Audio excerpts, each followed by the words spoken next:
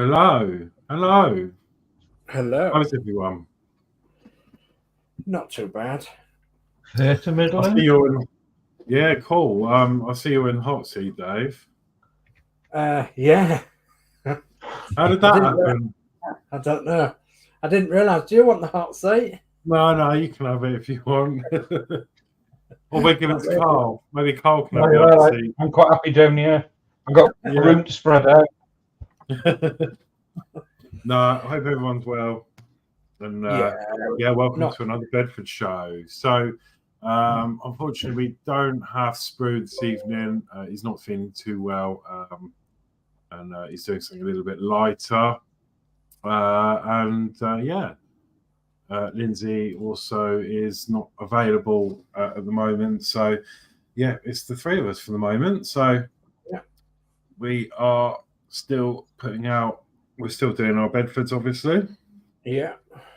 So I'm hoping to get a little bit of something done tonight. So all being well, hoping to. Good.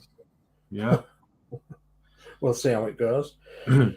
I can see that there's chat piling in already. So if you want me to go through chat, I will do. Yeah, you can do. Yeah, cool. Okay. So first one in then. Cal Scale Modelling says hello all. Hello, Cal. Hello. Hello. Dave McBill says good evening everyone. Have a great stream tonight, guys. Thank you very much, Dave. Hi, Dave. And John Alex Scale Modelling says hi, Cal. Hello, John. Hi, John. Hello, John. Cal says good evening all, and he says hi, John. And this Taboldigo Model Work says hi everyone. Hello, TBG. Evening, James. Hello, good evening. Athel McNichol says evening, Cal, Michelle, and John Alec and Zoe. Hello, Athel. Hi, Athel. And Athel says hi, James and TBG. So Cal Scale Modelling says hi, Athel and James. Cal Scale Modelling says I better go now. And we've got Ian Campbell in, and he says just a flying visit. Hi, Alex, to Dave and Cal, and good luck with your bills. Thank you very much for that, Ian. Very much appreciated. And, hi, thank you for joining. Oh, sorry. Okay. Just noticed that it now shows the spanner in StreamYard, and I'm sure it never did that before. No, I've not seen that before. Yeah, that's new, isn't it? Yeah, that's new. Sorry, yeah, just so I noticed. Yeah. So to build the Go Model Wax says Cal's got room to hide. He has. Plenty. So Panzer Cat's joined us, says evening Cal DS Horlicks, just dropping by to give you a thumbs up before starting the commute. So hello, Panzer Cat. Panzer, have a good night. Oh, thank you. Thanks, Panzer. Quiet one. And Athel says, evening Panzer Cat, Dave DS Models and Horlicks. Good evening, Athel. Go Model Wax says, hi, Lord John Alex Scale Modelling. And John Alex Scale Modelling says, hi, James, Athel, Panzer, Dave and Alex. Hello. And Go Model Wax says, hi, Athel, McNichol and Hamish. So hello to everyone. Okay, and I think that's the end of that for the minute. Oh, there's just another one popped in. Panzer Cat says, oh no, Carl mentioned the Q word. Oops. Oh dear. Don't know what the Q word is. There you go. I said I hope you have a quiet shift. Oh, yeah. Yeah, it never used to be like that when I was at work if somebody mentioned that, neither. So it always used to be a busy night or whatever. So, right. Okay, let's go around the table then. Cameras down and see where we're up to. So, come on, camera. I think this is issue number 14, is it right? Yeah. Could be. Number Yeah. 14. Yeah, show 14. Show 14. Okay, so yeah, we're getting cracking on now. So I got to me first. And yeah, so what I'm hoping to do tonight is I'm hoping to get the body on the chassis. But I've noticed that there is a problem. So, and that is that underneath here you've got 4 holes. 1, 2, 3, 4. And I've had to widen them a little bit to sit the body on the chassis. And what I've noticed is that it doesn't actually quite fit. So I'm going to have to widen them a bit more so it fits nicely. So I'm going to be doing that first and see if I can get the body on there. And then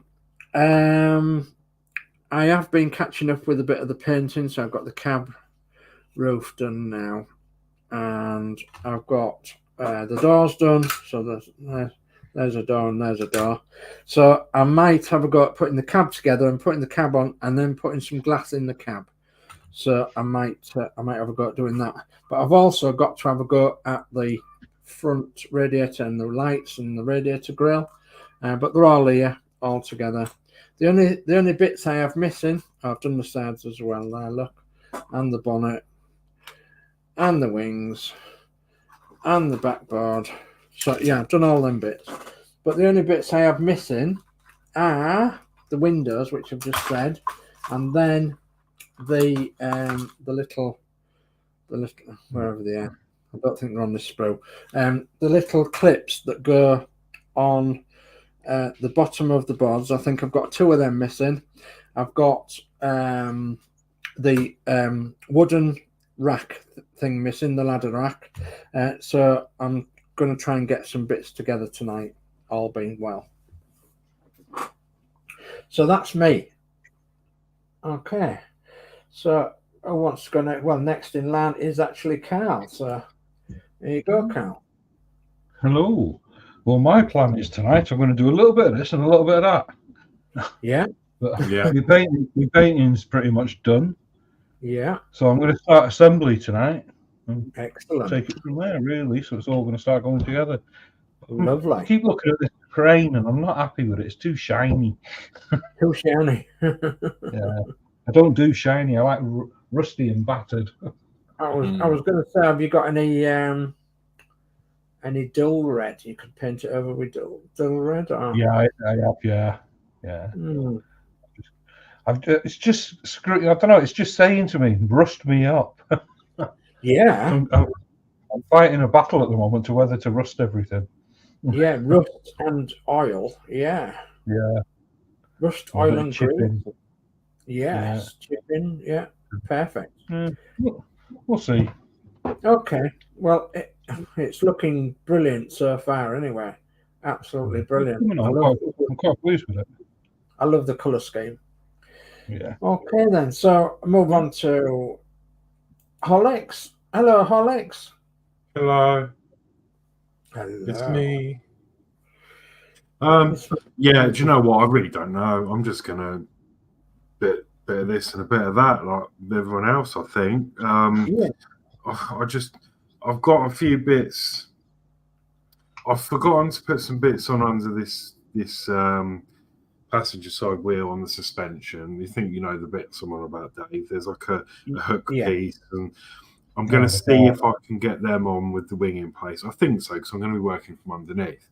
So the wheels aren't actually glued on, so I'm going to whip the wheel off, and I think I'm going to try and attempt to glue that in. Yeah. I'm going to I need to try and paint these grey bits up here. Before I glue any of that down. Yeah. And then I'm going to work on getting the other light in and setting. As you know, from the end of last week, I put one of the lights on. Yes. That's been drying. It's worked perfectly, because if you remember, I plastered the paint on the cable. Yes, I remember. And it's made it solid. It's like a piece of plastic now. Real. That's fantastic. Yeah. So that's the effect I wanted. Yeah. So yeah, that's all in place, and then I guess if I get round to it, I need to start assembling the front end. I know my back. Oh, and then I need to glue this bit on. Yeah. I know this does fit on here just. Right. I've got a very similar problem to you, Dave. Yeah. But the holes are okay. I just have to spay this apart, just a fraction. Yeah. This one's already loose. Yeah. And I've left it that way, and then it will go in. So I'm happy with that. And then what I'll do is once that's glued on, I'm going to try and see if I can tip upside down and then run some glue back in the join there. Yeah, I know what you mean. To secure that, but I've left it a little bit loose for now, just so I've got that wiggle room to get the cab on. Yeah. Or the back even. The back, so yeah, bit of painting, probably a bit of gluing, and then I'm gonna take the back off. Take this bit off the sprue and glue this on, and then touch up where the sprue joins and get that on, hopefully, on the back. Excellent job. Yeah. And maybe if you maybe do a little bit of wiring. I've got my circuitry. I'm going to go with the tap switch. Yeah. As I mentioned before, and put all this circuitry. It's charging at the moment. Got a light on. Yeah. And the plan is when you that's going to be in there somewhere. And then when you tap the truck, all the lights will. Fantastic! Yeah. That's going to be the plan with it. Wow. Might have to design a 3D print because we were discussing about where we're going to put my charge port. And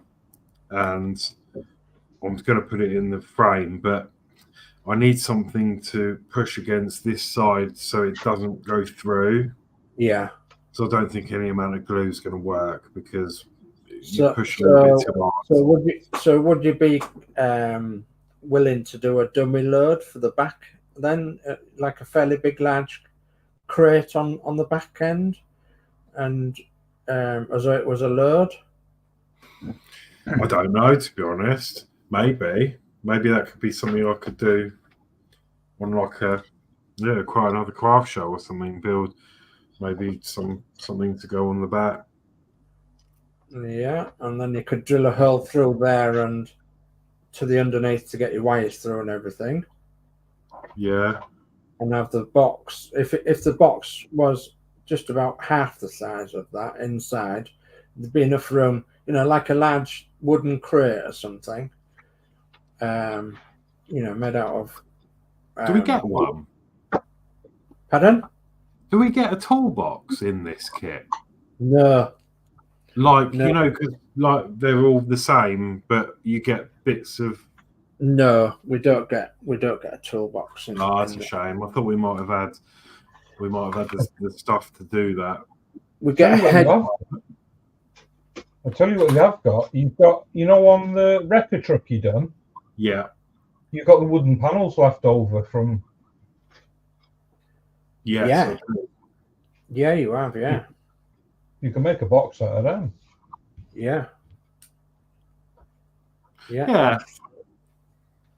I'll have to have a look at it. But yeah, I'm going to try and get a mock-up today. It depends how the time goes. I mean, me blabbering on is not going to get anything done. But I need to unsolder those white LEDs off of there because my wires. Because the joy with doing it with this, I believe, I need to check the voltage. Because this is pre-resisted, the resistors are on the board already. Yeah.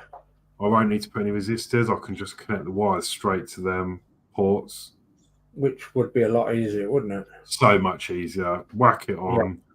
Yeah. But I do need to do a voltage check on that just to make sure it's not putting ridiculous voltage and these aren't high voltage LEDs. If that's the case, I can just wire these thin wires straight to the boards. Job's done. And then when you tap the truck, all the lights will come on and off, and brilliant. Yeah, but that's Lovely, charged up because it was flat as pancakes. So I'm just leaving this to charge up for a bit. Yeah. Okay. Right, I'll pop us back on all three then and catch up with the chat. So, Panzer Cat says, "Hi Athol, John, Alec, and TBG." To boldly go, Model Wax says, "Oh dear, at Panzer Cat, Cal's jinxed it." So Athol McNichol says, "Evening, Ian Campbell," and Athol says, "Evening, Dave and Chris and Dave Mack."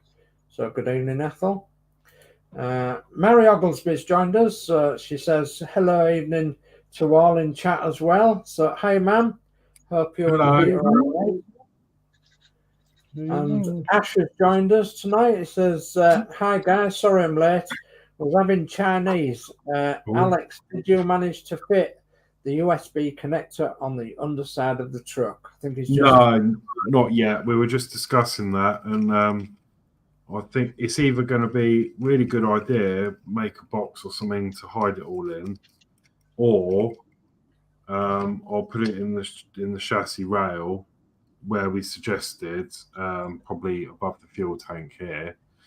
But I'm going to need something to prop it from the other side, so that when you exert force to plug a wire in, it doesn't.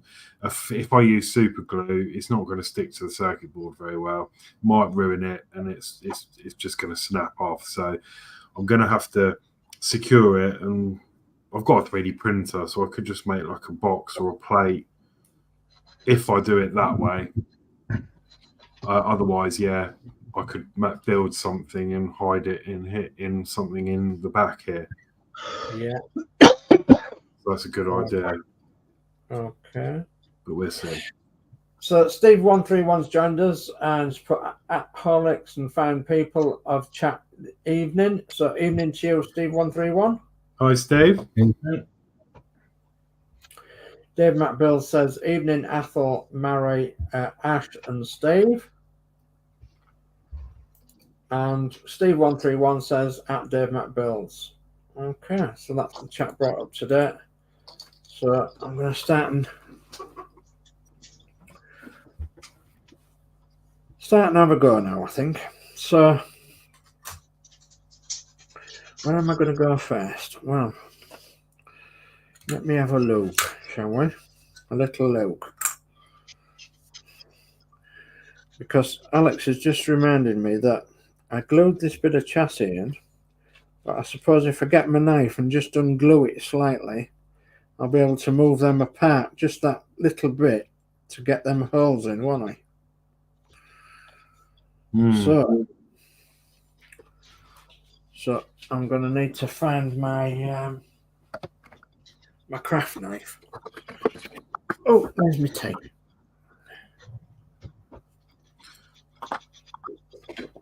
Oh dear. Right, let's have a look. I'm going to have to do a bit of rattling around my box to find me craft knife. Oh, I can see it. But can I get it? It's right at the bottom of my box. Come on. Oh dear.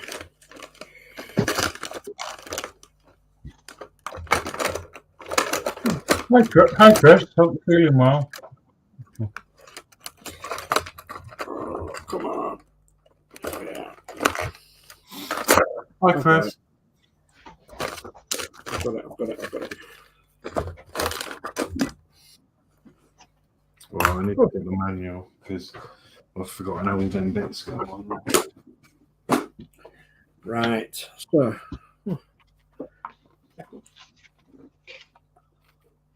So yeah, Christine's joined us. Crafty Chris says hi, Dave, Alec, Cal, and everyone in the chat. Hello, darling. I hope you're feeling better. Or brighter, rather. She's still not very well, I'm afraid. So, but she's muzzling on in as best she can. So still waiting for an operation date, and it's wearing. It's very wearing on us. It really is. I'm still waiting to meet Chris. Pardon? So I'm still waiting to meet Chris. I've never actually met her. So Dave McBill says, "Hi Chris, hope you're okay." And Steve 121 says, "Happy Chris, great to see you." So there you go. Right.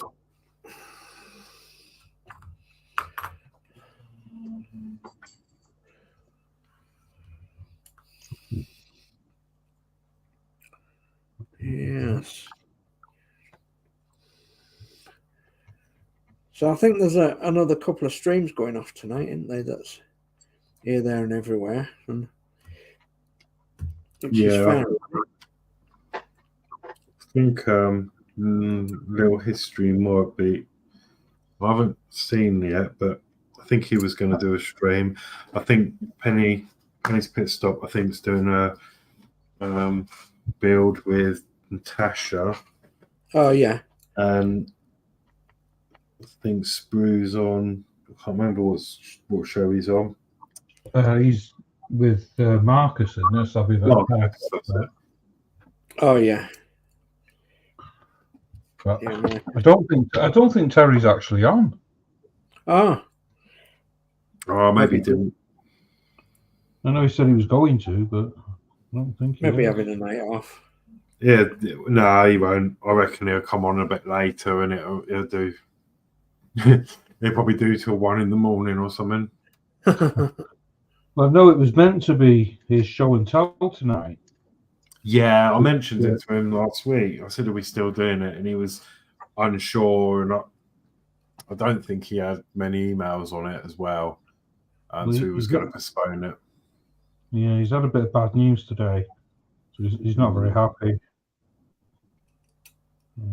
I think he's put it off. Okay. I don't like to hear of people with bad news. So, go on. You were saying, Alex? I've lost count of the times I've glued this step on, and it's just coming straight off. Really? I think I'm going to have to use super glue on that rather than the Tameo Extra, because the Tameo Extra is just not working on it. Yeah. If I act carefully here, I'm going to break this. So. Right, let's try and work out how to. I remember having awful trouble with this last time.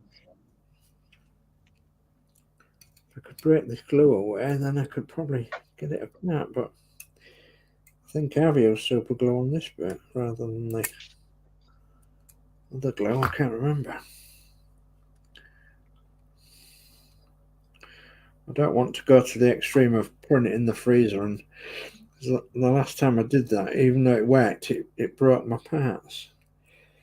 So got a feeling this might break as well. I can't understand why it doesn't line up properly. Do you know what I mean? But I suppose it's just one of them things.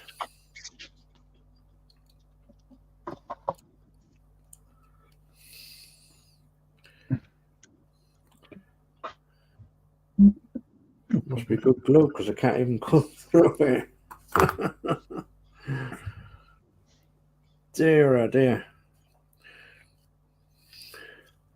Wonder if I had a hot knife. Wonder if that would go through it.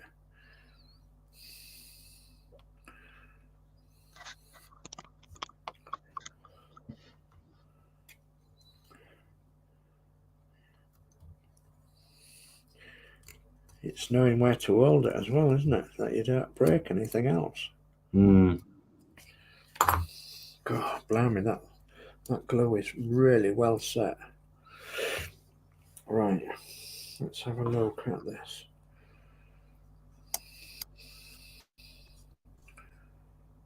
So I think they want to go inwards.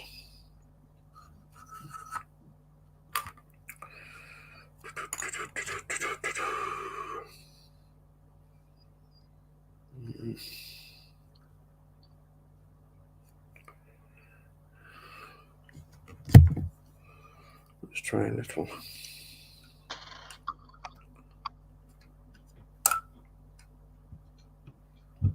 One of them times where I wish I was left-handed. Swap hands.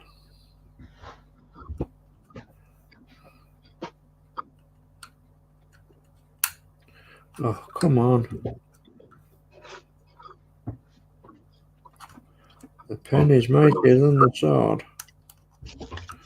I think I'm going to be able to get that in, you know. I'm looking at the back one. No, it's not far off. Actually, it is. It's an 1/8 of an inch off. That's one. Yeah, but they are the same. Yeah. Okay, so I did find my little file earlier as well. So, okay, so Crafty Chris says, "Hi Dave, Mac, and Steve. Nothing much changed. Still waiting on an operation date. How can they say it's an urgent operation and take 2 to 3 months? I just want my life back." Yeah, you do, darling, don't you? So, yeah, not very good at all. So we have Daz Faulkner in, and Daz says, "How do everyone? How do, Daz?" Hi, Daz. Ford Transit you've got there in your picky? Yeah, that's right. Like just looking at that. Yeah, looks like a Ford Tranny. Yeah. Dave McBill says, "Evening, Daz," and Daz says, "How do, Dave?" Okay. While Christine's on, I was watching one of my subscribers last night, and they went to Herman Spalding Church, which I couldn't believe. I thought, oh my God. So, and yeah, he did a walk around Herman Spalding Church, which was brilliant. They call him the Bearded Bodger. So just to give him a shout out. So into a bit of history and what have you. And a bit of wartime history. There's a bit of a wartime station there as well, which was a beacon for during the First and Second World War. So that was quite interesting. So to those who don't know, Herman Spalding Moor has a church right on top of a hill. So it's really is a really good vantage point to see around the Yorkshire Wolds. So yeah. So, and another shout out I'm going to give to as well is Woo Woo 883. Another good friend of mine. He's got a Morris Minor. He calls him George, and he uses him as a daily driver. Does Woo Woo 883, and so he gives us all the ins and outs of owning an elderly vehicle as a daily driver. Which is great because he's always doing bits and bobs to it. I think George was a Morris Manor that he had many years ago, and he actually bought it back so that he could use it as a daily driver. But he had it when he was a young man and sort of used it as a rat moggy. And he bought it off someone who I think passed away. But the chance for it came up for sale, so he bought it back, and he's using it as a rat moggy, as a day in, day out transport, which is absolutely brilliant. So yeah, he has a Volkswagen camper as well. Horlex does Woo Woo 883. Oh. He has a Volkswagen camper that he takes to shows and rallies, and I do believe is in the Sussex area, Suffolk area, something like that, is WOO 883. And I do believe he's going to bring his Morris Manor to York, to the York Dragway, the Santa Pod Raceway at York, sometime during the year. So Stephen Haynes Models has joined us, says hi Dave, Carl and Horlicks. Hello Stephen Haynes. You all right? Hello.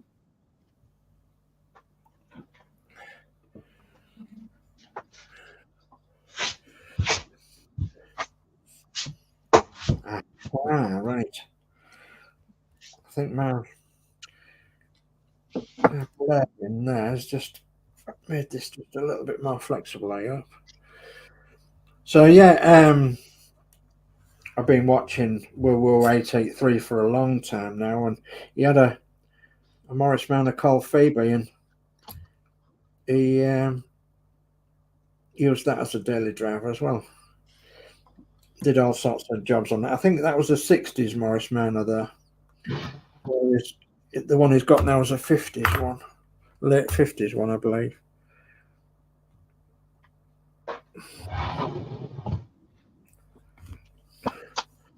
I don't know what the cat's done to my iPad, Chris, but every now and again a picture of a black and white cat comes up on the screen, which is You're looking at a dating agency. I don't know. I just touched it with my elbow just now, and there was a black and white cat on the screen, which I think belongs to a friend of mine.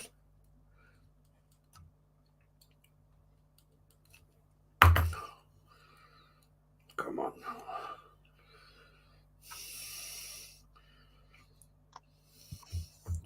Oh, just after tea tonight, Rusty our cat came and sat on my iPad, and he actually opened up a very, very important email that we've got and nearly deleted it. Like, no, don't do that. Well, they start off with tech young these days, don't they?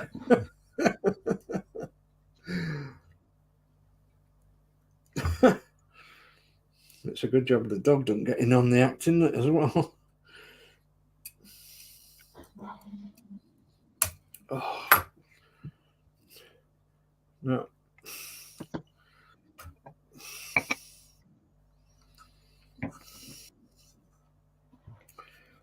Come on. Just give me a little bit, please.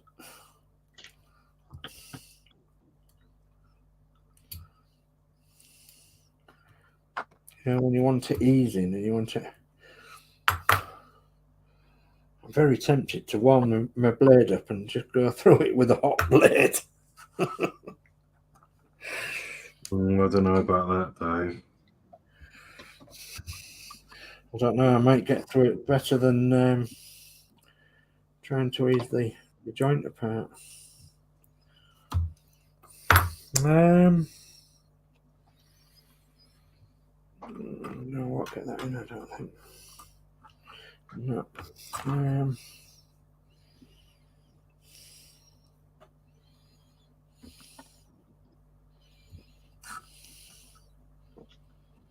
Just don't want to injure me or a model. Just one joint, I think that's...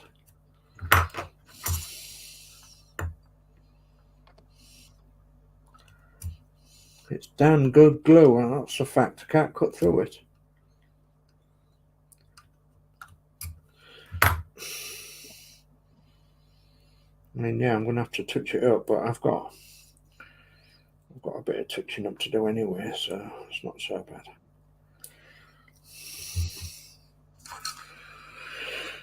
Right.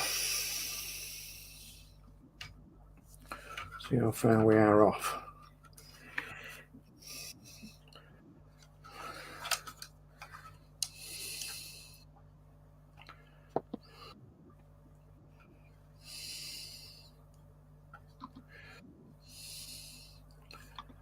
Not there.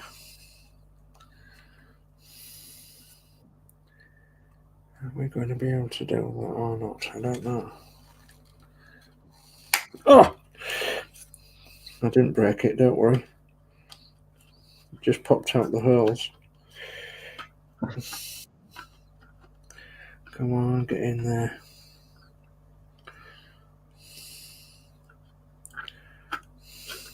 It's going to be one tight fit, isn't it? If I can get that in. Just a little bit.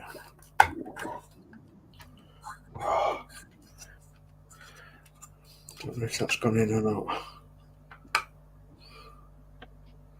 No. No, it's still not good enough at that. Let's move that out of the way a second. Wow, that was really hard to do with that arch on, but I've managed to get that suspension stuff in. Oh, wow. What did you have missing again? This bit here, the grey bit. Oh, right. Yeah, I see. The steering arm. Right, so they won't move out far enough. Surely. I think that one will move.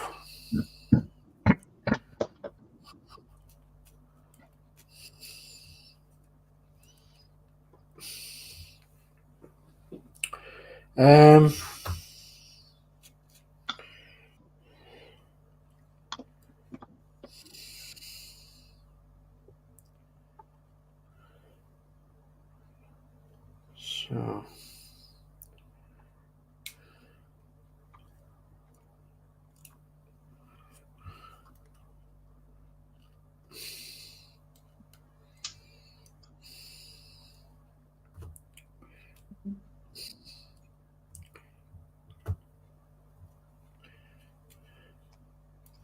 what's the worst that can happen? I suppose I could break something, but I don't want to. I think what's happened is when I glued it, as it's dried, it's pulled itself in together, you know. That is a really good idea, Ash, because I did that the other day. Try extra thin again, and then it will soften it. That's a really good idea, Ash. Thank you very much indeed. Yes. I found that out by accident the other day because I was trying to re-glue something and it fell off completely again. I'm not so much bothered about my paintwork because I can touch that up, but yes, that is a really good idea. Come on. Right, let's have a look at this side now then. There. I think another problem I'll have is where my fingers need to be with this model as well. Oh. I need to be prizing. Come on. Come on. Just a little bit. Ah, that's it. Ash, thank you very much indeed, mate. There we go. Let's prise it open. You just want it just a little bit. Right. Now then. Let's see if I can get this back together. Yeah. Now let's see if it'll go anywhere near. Oh, this modelling community is so good. Thank you very much indeed. Right, let's have a look at this and see if we can get it somewhere near. I would hate to think that he elongated the holes too much and put it out of shape. Of course, I'm not going to put it in there yet because I've obviously got to. I've got to put the rear wings in.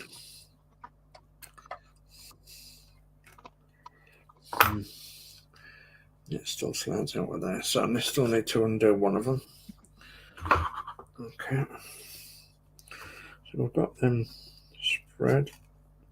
So it's just just a little bit further up this way. So that one's all right. It's that one.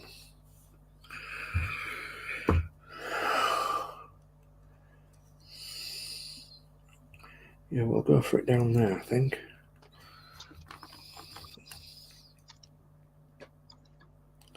So I'm not so much bothered about my paint wet because I can always repaint.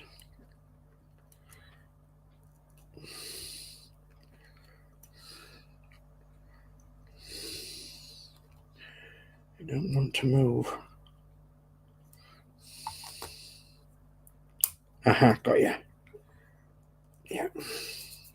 Right, so let's go and get some fresh water because I forgot to get some water.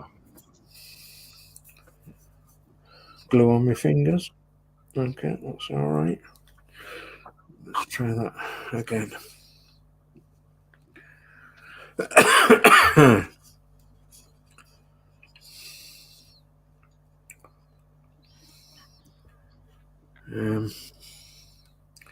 Back this way again, I think.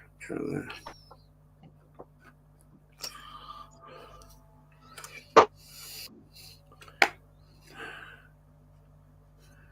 And that one will go in there. That one's in there. That one will go in there. Yep, I think. Yep, and that one will go in there. Wow, fantastic. Right, so now I know they'll go in there. I'm going to get me back mud guards in. If I can get them the right way around. Because we was trying to get these sorted, and they actually broke off once I put them in the freezer. To try and unstick these so I could paint these properly. And what I should have done really is left them alone and painted round them. So I'm just going to quickly bring up the chat. So Dave McBill says hi, Stephen. Stephen Haynes says hi, Dave McBills. Wayne Welly's in. He says, "What's the Q word?" Wayne? Yeah, we're not saying it. Wayne, hello, Wayne. It's not question, but it's it's not Q, but yeah. But Panzer doesn't want to wear it tonight, so because obviously it'll jinx it. York knew all about it. Stephen Haynes model says hi, Wayne Welly. Wayne Welly says hi, Stephen. Wayne Welly says, well, I'm gutted hearing the news today about Terry Senior, but at least he's at peace now. Yeah, bless him. Absolute bless him. I haven't heard anything. Yeah, Christine had heard a whisper earlier, and she'd seen something on one of the nets, and it was on my list to tell people tonight. But yeah, Terry Senior, hobby barn, unfortunately today has passed away, bless him, and he's been very, very quick indeed at home, under care. He was under 24-hour care, and he has today sadly passed away. So we're sending our thoughts and prayers to his family and his friends, and we will do something in his honor. Well, if you like, we'll dedicate tonight's stream to his honor. Terry Senior at Hobby Barn. Ash says, Dave S. put some extra thin on the joint and loosen it. Thank you very much, Ash. Very, very much appreciated was that. So, Tavola Girl Model Wax said, sad news indeed, Tape its toddler. And Tavola Girl says, opposite of busy, Wayne Welly. Yes, yeah. And Wayne Welly says, oh, right, yeah. And Stephen Haynes model says, Tavola Girl Model Works, hi. Dave McBill says, such a shame Terry Senior passed away. Thinking of his family at this sad time. Yes, indeed. Indeed, Dave. Yeah, he was 1 in a million. Was Terry Senior Hobby Barn. He would have many people come into his chats, and he would not forget to mention you over the many people that came into his chats, which I think's very nice of him, to even mention people like that, because he was getting, at one time he was getting thousands and thousands of people coming into the chat, and they wasn't getting recognized until he actually said something. He said hello to everybody as they came into the chat, which was lovely. I never actually met him. He was in hospital when I came on scene. Yeah. Yeah, same really. I hadn't actually heard of him until this, and then I went to see some of his older videos and stuff, and yeah, he seems a really nice guy. Yeah, absolutely. One of the best, as I say, one of the best. Yeah, I know Kits and Bits has got a video for the GoFundMe thing. Yeah. That his family have got it. So I've got it on my community page on my channel. Yeah.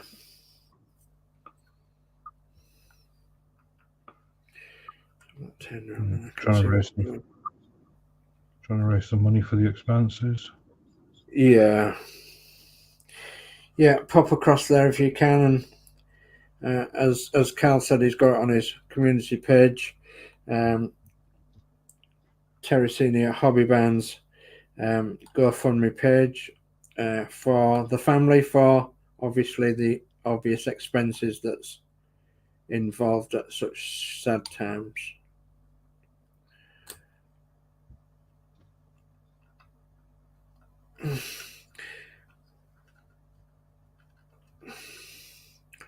So if I've got this right, over a bit.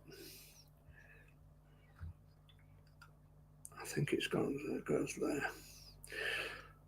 So Terry was one of them wise guys that built model cars, and he actually built customized cars, which was brilliant. I have a soft spot for customized cars. So, and when I was a youngster, I used to collect the magazine called Street Machine. No, I remember that. Oh, what a fantastic magazine that was. And I used to like Volksworld. Pardon? I used to like Volksworld. Volksworld, yeah. Yeah, that's a good one. I collected Street Machine and what's the other one? Hot Rod and something or other. Street Machine was the most popular, and I would read it from cover to cover, absolutely enthralled with all the add-ons and things that people would get up to with Ford Pops or Minis or, you know, Ford Anglias or whatever. Just the mundane everyday car. They would put V8s in them and jack back axles and Viva front ends and all that. And yeah, fantastic. Well, Hobby Barn, he used to build custom cars similar to the ones that were in the magazines there. Still not sure whether that's set. I have to put some more glue on there, I think.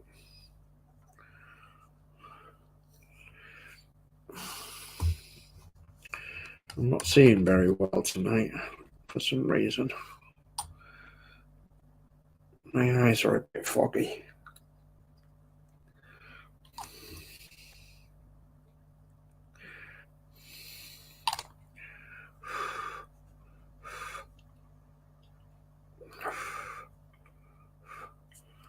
Okay.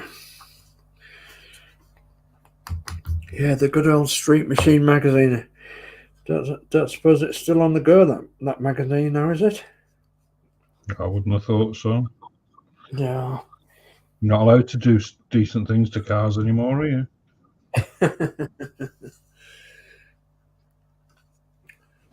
So I used to be involved in a rally at York at the Knavesmire, which is the famous racecourse in York, every year. And we used to get 1,000 classic cars there every year. And I always got the job of judging the kit and custom cars.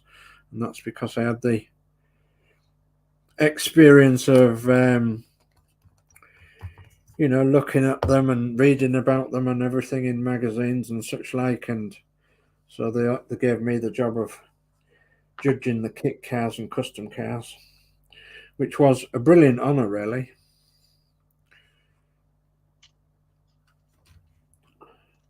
And then eventually I got the head judge job. So,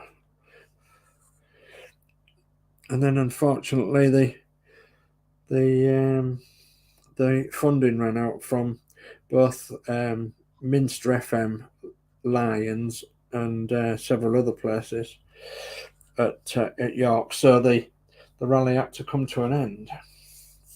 But yeah, there used to be 1,000 classic cars at that rally.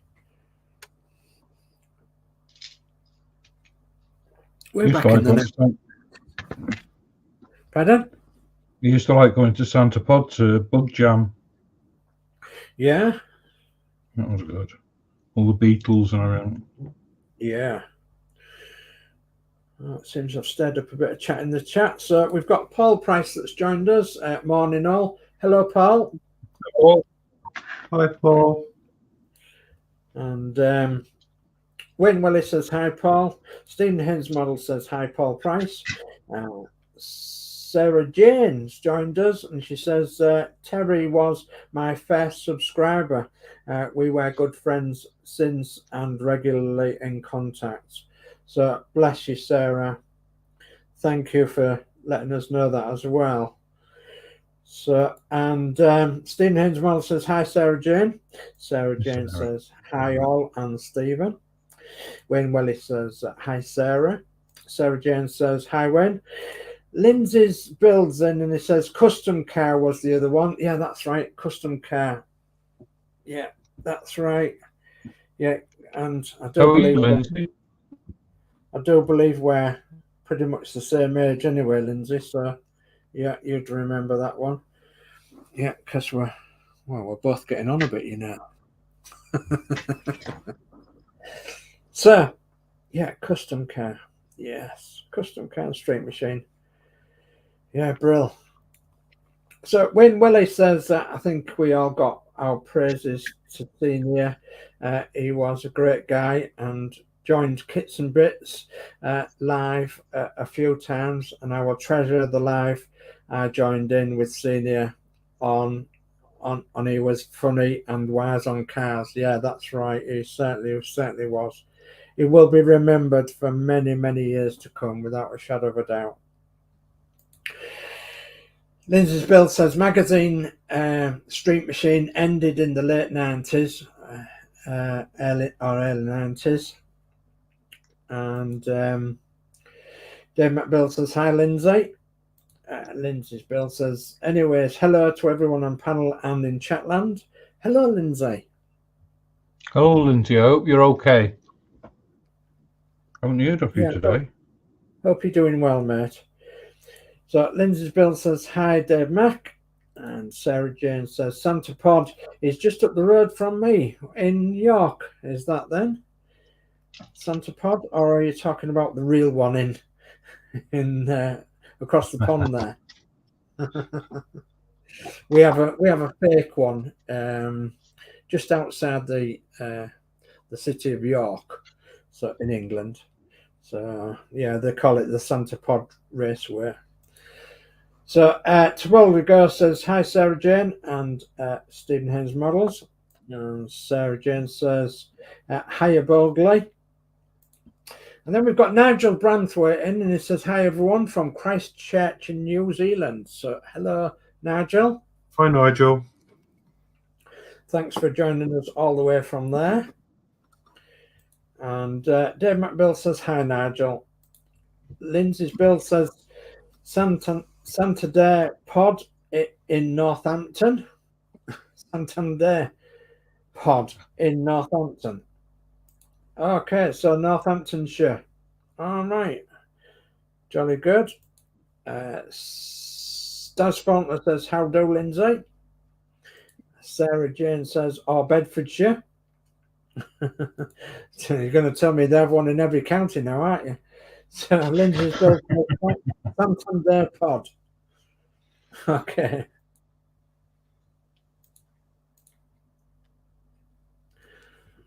Santander Pod. Come on, why is it sticking? Stop sticking. Book jam. Right, let's have a look. Oh yes, they've gone. Thank goodness. Right.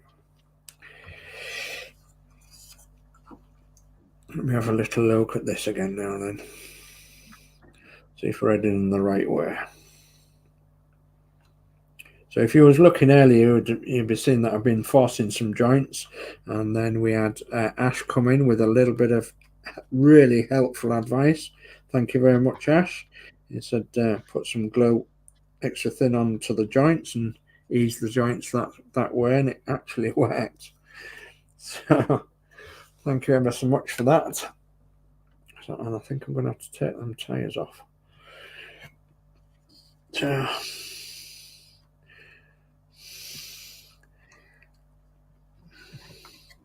now come on, play fair. Get in the holes.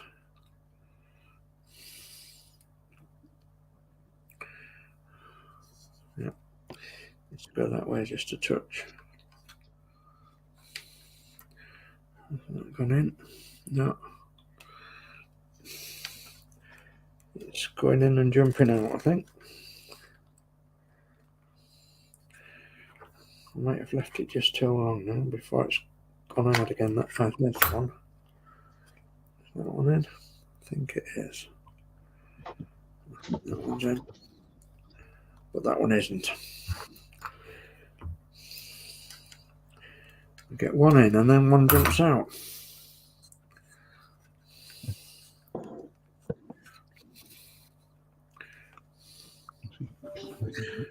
Let's bring it closer to the light. Can't see down there.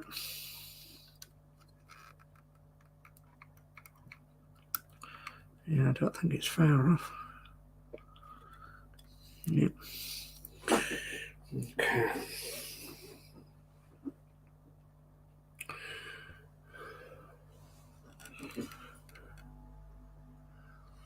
Okay, yep. I would need go into that and glamping.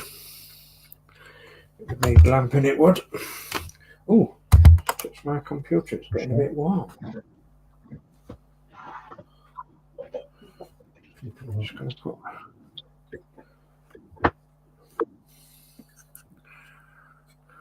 Perfect. Is that going in or what? I can't do anything with that. Are you all right, Michelle? Yeah. You got the attack of the giggles? Oh. Sorry. Oh, sorry, I've just got a new subscriber and she's laughing at it. All right, okay. You can guess who it is. God knows why.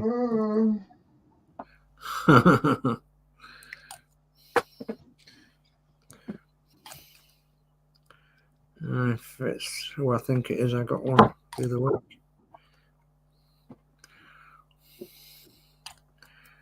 Right.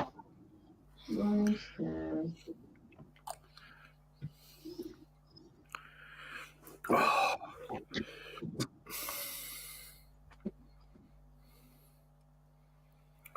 Where is it? There. Just I think. And then just somewhere up this way. There we go. All right, I couldn't get my eyes on where it was, where the fixings was.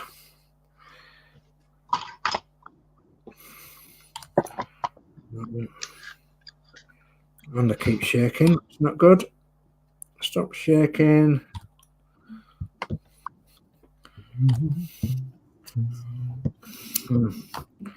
Do that. Brace it across the legs. Okay.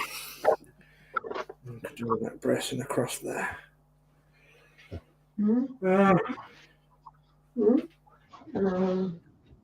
Where has my clamp gone? Where has my clamp gone?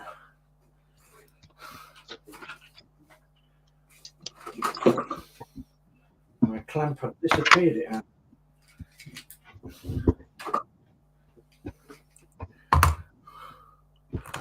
Okay. So that one, that should work. That one. Make sure she's got that. Yeah, and there as well. Okay.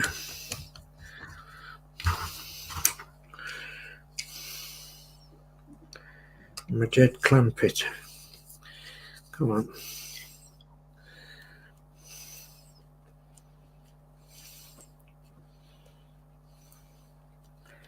Come on. Not too much.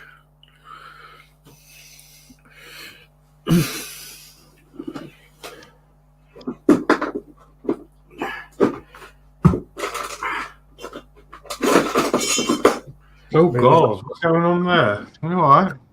Yeah, it's me. I'm just finding me the clamp.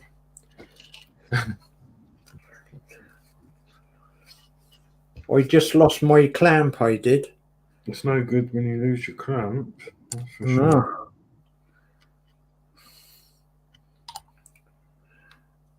It's no good if you lost your clamp.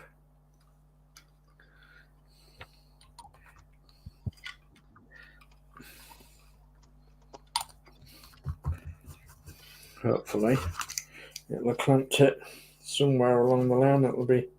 It won't move. Hopefully. Gently. Gently. Slipped off.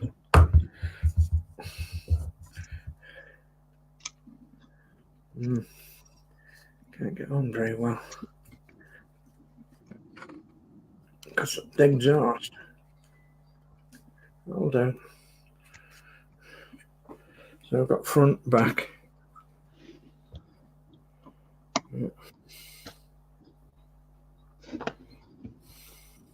Right. To put it under the light. Just hope it hasn't moved. How's all your clips going around your rear body, Dave? Have you lost any? Yeah, I've lost one. Or two.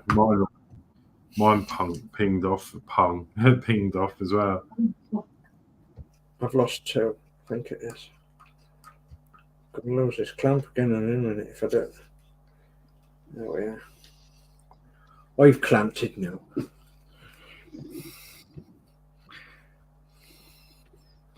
Yeah, okay. So,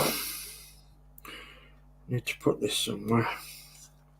Well, I'll catch up with a little bit of chat while my glue's drying. So Lindsay says, stupid typing. Yeah, I'm like that. Yeah, I'm like that, Lindsay. You're all right. Sarah Jane says Santa Pod is between Northampton and Bedford, so could be either county. Right, okay. Okay. Lindsay says hi to Daz. Rally Chef's Model Shed says, evening guys, not often I'm at the bench on a Saturday night. So Good evening. Hello, Rally Chef. Nigel says hi to Lindsay's builds. Tabodi Go says it comes under Bedfordshire and has a Northampton postcode.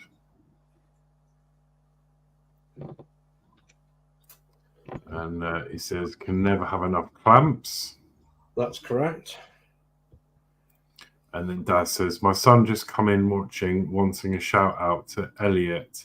It's his birthday weekend. He's 8. Wow. Happy birthday, Elliot. Happy birthday, Elliot. Happy 8th birthday. Happy 8th birthday, Elliot. Yeah, well done. So you'll soon be as old as what we are.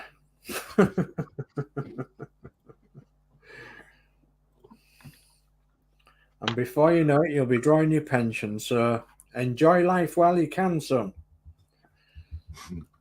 Yeah. Don't worry, not everyone's like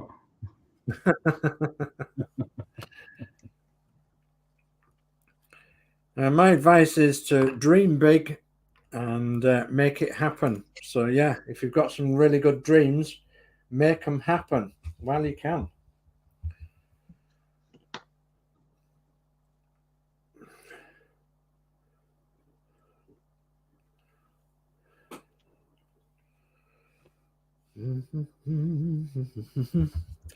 Start building models now. Yeah. But enjoy it. Enjoy it, yeah. Where did you get to, Horlicks? That's it. That's the chat for now. Oh, I'll start it then. Oh, sorry. Yeah.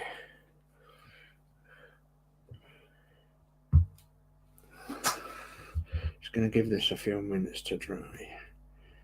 Because I haven't done them wings yet, but I've made the bold statement of putting this back on. Now, I hope it's going to be right, but my back tyres want altering slightly. My tyres aren't glued on, you see. But it'll have to wait. Because I think what I'm going to do now is move on to the windows and doors. Actually. Right, maybe I ought to move on to that.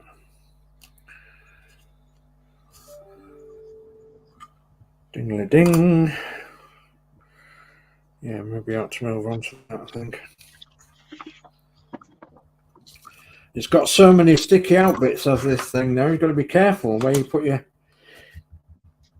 fingers to pick it up, haven't you? I hope you're not offended, but I can't get the right spelling. But there we go. There you go. I couldn't find one with 2 T's on. So happy birthday, Elliot. If we wasn't happy birthday being deemed by YouTube to get copyright and all the rest of it, we'd sing to you, but unfortunately we can't do that. So you'll have to just imagine that we've sang to you. So I bet you're pretty glad. Yeah, I bet you're pretty glad that we can't sing it to you neither. So. There's a bit of combine harvester in there somewhere. Bit combine harvester in there, aye.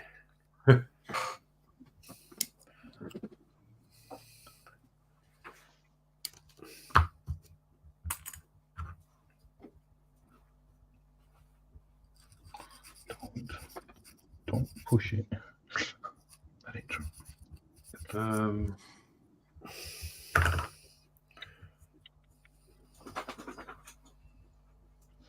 There's an helicopter outside. Well, they found you. Possibly, yeah. Doesn't sound good, doesn't that?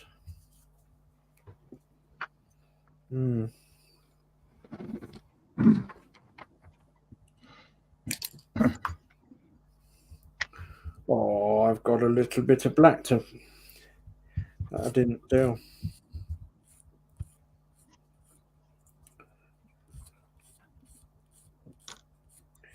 God blimey, been 8. That was a long time ago for me. A long time ago.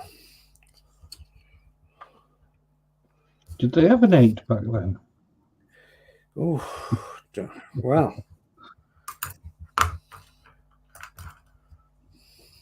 Do you know what I was thinking about the other day? I talked about birthdays. Was on the 29th of Feb. And having to wait 4 years for your next second birthday. Exactly, yeah. Leap years. Very odd, that, isn't it?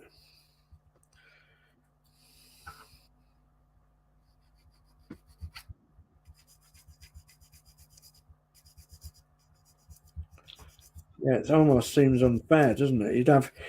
Surely you'd have a birthday, the 28th or the 1st, wouldn't you? Just to make up for it. Well, I would. Dave Mack says, hi, happy birthday, Elliot.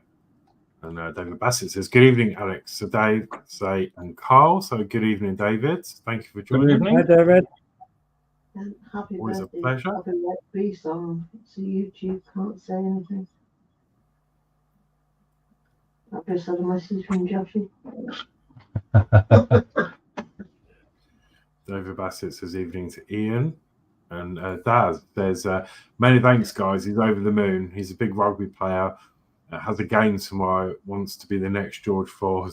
Thanks again. No problem at all. Now, I come from a city called Hull, Hull, and they have 2 rugby teams, so Hull Kingston Rovers and Hull FC. Now, you think Hull FC would be football, but they're not. They are actually rugby. And one year in particular, I think it was about 1979, both teams actually went to play at Wembley and for the final. So yeah, that was quite interesting because obviously both teams were pretty rival to one another, but both came from the fair city of Hull, which isn't very big. So yeah, but I think then the change from, I don't know, you'll understand this, Elliot, more than me, but the change from rugby league to rugby, whatever it was, yeah, rugby union, something like that. Yeah, something like that. Rugby league to rugby union, something like that. That's when they changed, and so they sort of played different people. But then, quite recently, they've been playing one another again. So what that quite means, I don't know. But it's quite interesting when you're in the city of Hull, and one of the teams, the Hull Kingston Rovers, are red and white, and the Hull FC ones are black and white. So, and it sort of denotes which side of the city you come from. Are you a red and white? No, I'm a black and white. Oh, you want to be a red and white, So, yeah, Hull Kingston Rovers and Hull FC.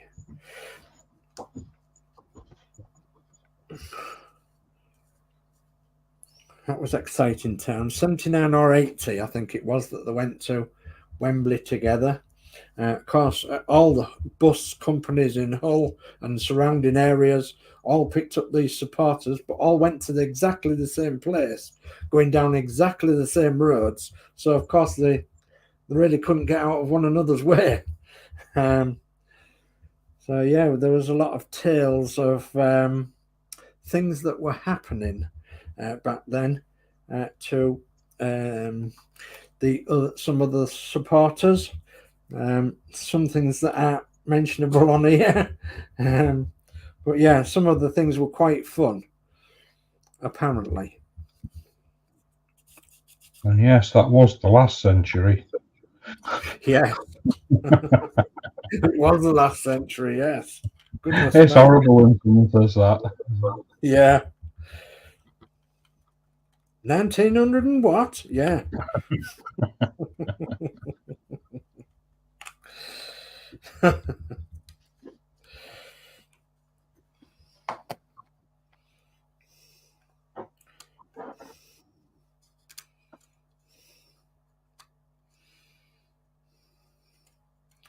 Yeah, if you want to be a rugby player, get on with it.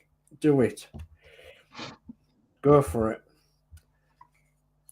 Life's too short, young man. Fulfill your dreams.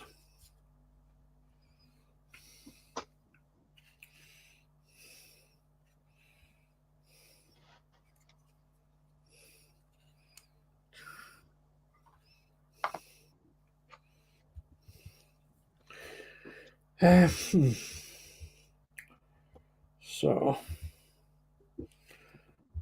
I totally forgot what I was doing now. Building this front end up, I think. Yep.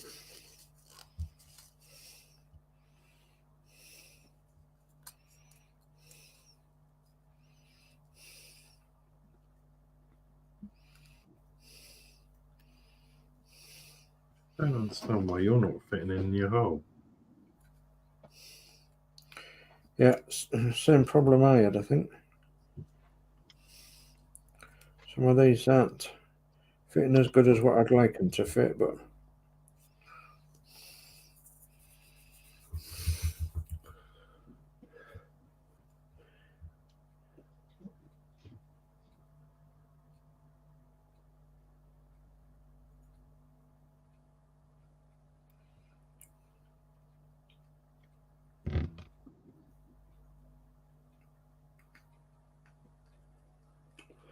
yeah, David Bassett says Hull City is the football club. Yeah, that's correct, David. Yeah, also known as the Tigers, Hull Tigers. So, yeah, the orange and blacks of football in the city. So, Hull City is the football club. So, my team, Wycombe Wanderers, play them at their old Bulfrey Park back in 1995-96. That's going back some time, David, as well. Yeah, they have their own club that they play at now. So yeah, and that's on the very famous Hull Fair site of Walton Street. So it's on there. So, which is pretty much next to East Yorkshire's garage on Anlaby Road, David. So, David says, yeah, Hull City play in orange and black, and their nicknames is the Tigers. Yeah, that's correct.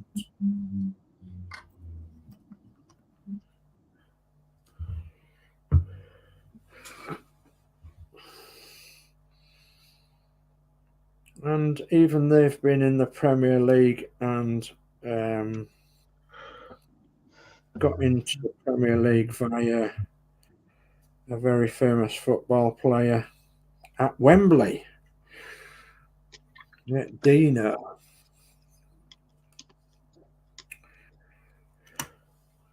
Yeah, and locally known as a hero because obviously he scored a winning goal. So I don't know whether it was a goal or a penalty. I'm not into football, so you'll have to excuse me on that one. Mind you, I'm not into rugby neither.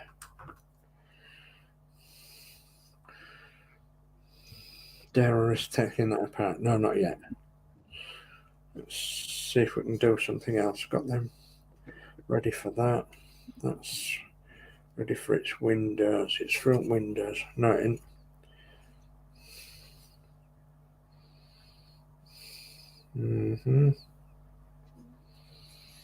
Let's have a look, shall we?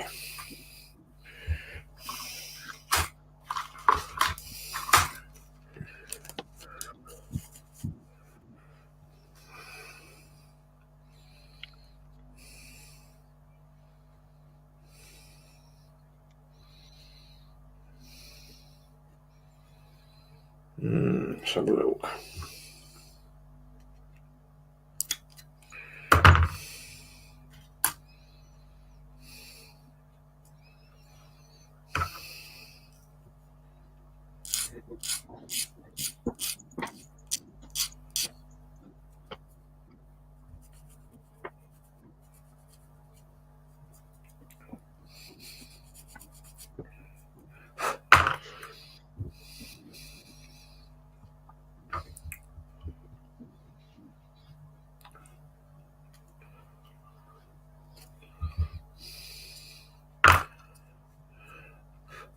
I actually tried to do a little bit on Matilda today and haven't been able to. It's too cold. Far too cold. Just wasn't very nice outside at all, so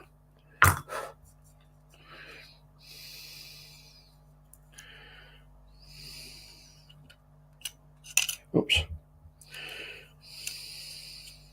Okay.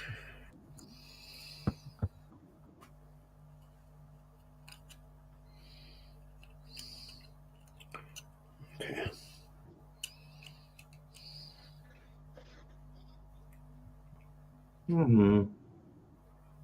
I think I've got a misformed part. You've got a misformed part? Yeah, I'm just trying to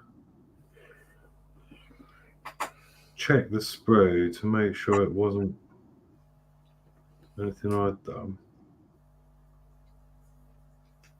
No. This part isn't long enough. There's like a whole bit missing, but it wasn't on the sprue. Mm-hmm.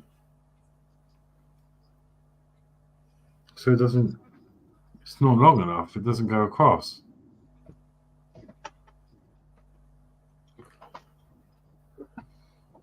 Well, that's not good, is it? It's definitely the right part. B7. I wonder if you can. Yeah. The only thing I can see is a slight, because it should be here. There's Right. this flat bit here that doesn't look right on the sprue. Right. Wondered if you could make it up somehow with something else. You know, like a bit of sprue that you could melt and pull out into the roughly to the shape that you need, or grind down a bit of sprue. I think that's too advanced for me. Okay, so I'll just pick up this bit of chat. Daz Faulkner says, really appreciate that. Thank you. He's gone off to tell his mum, buzzing, asking how many subs I've got. Thank you all. Well, that's another thing as well. Yeah, and while we're here about subs, if you don't mind, everybody, share the love and sub to one another. That would be great. So David Bassett says Matilda will wait patiently until you can get and give her some love, some TLC. Yeah, I have started on the boot, and yeah, I've had a bit of a disaster in the boot actually. So I wanted to paint inside the boat green because it had been painted with some looked like black bitumen or something. Anyway, I took the loose off as much as I could, but it wasn't sticky or anything. So I thought, well, I'll try and prime it. So I primed it with some grey paint, and it seemed to prime okay. So then I had some green paint. So I give it a coat of green paint by hand, and put the green paint on, and it didn't seem too bad, but it's taken 3 days to dry. Well, probably a bit more than that, actually. Anyway, I went outside today thinking that, you know, I'll maybe put a bit more green paint on for another coat.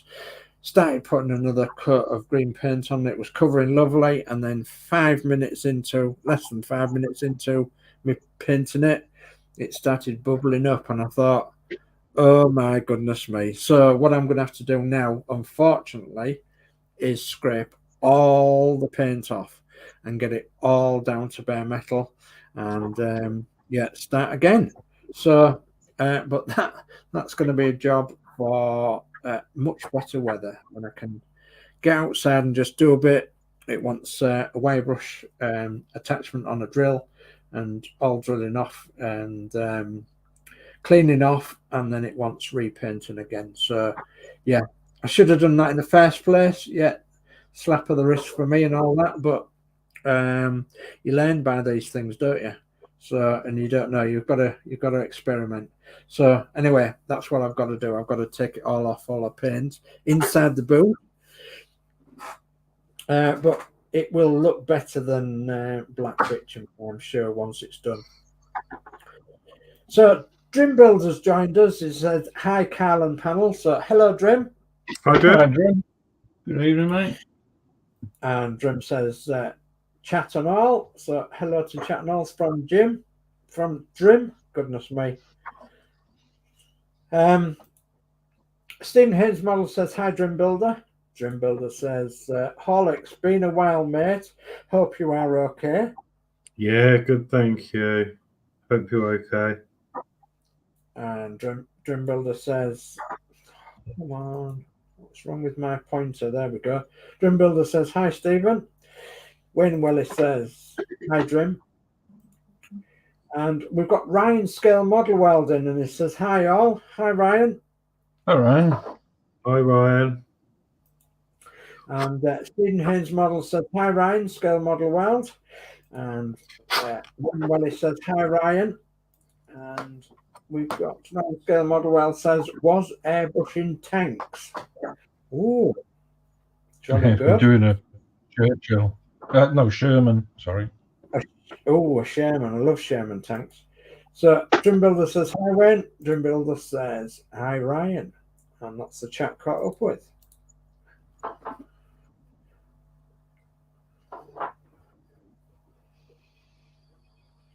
Why is my pointer start going all over the place? Could be that it needs a new battery. I don't know. Right. Let's have another look at this, shall we? Okay, dare I try a little bit of this? What shall we do? Let's try this one. See what this will do. Let's try cheating.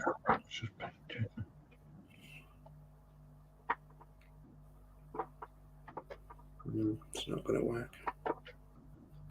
We don't think.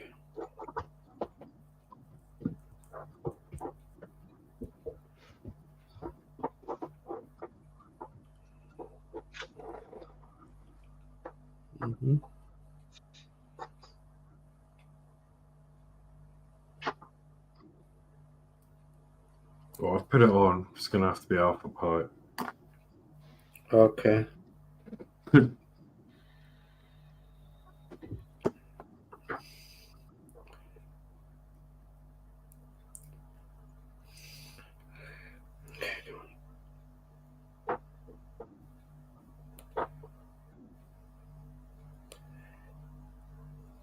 So how did the Wickham Wanderers get on today then, David? Did they win or lose or draw?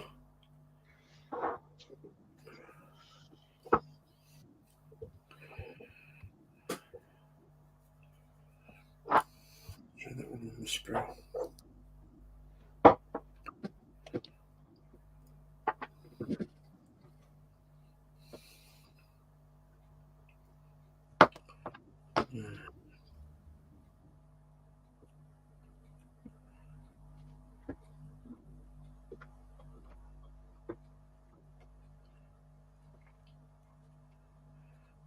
Okay.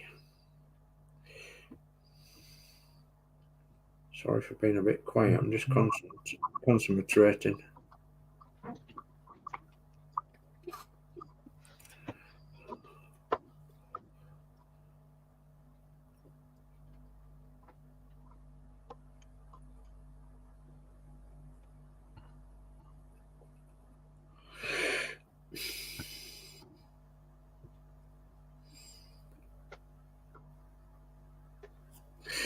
Yeah, not ideal, but so it will make it on the second round.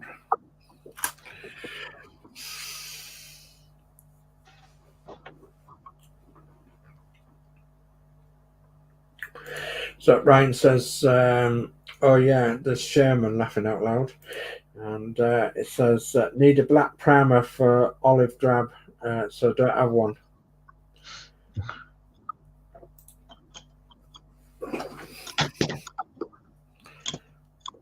I think I used, can't remember what I used. Red oxide, I think I used last time for a bit of olive drab. You're throwing in more colours now. A bit more confusion.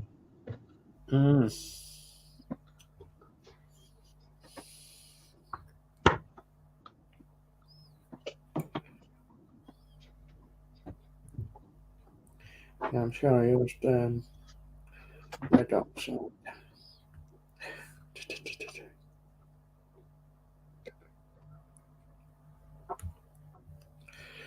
Okay.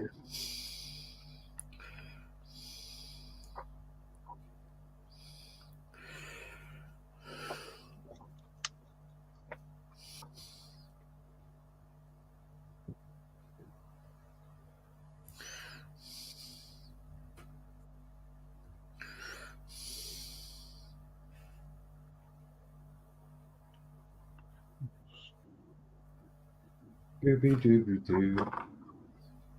Oh, you. I think Daz is another name that I know around from the Facebook groups as well. Daz Faulkner, yeah, I'm sure that I've seen his name around some of the groups. Either that or you've got a doppelganger, Daz. Somebody who uses your name.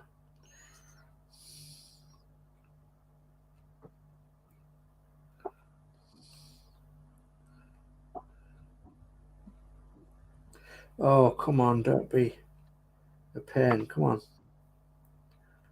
Get in there, there we are.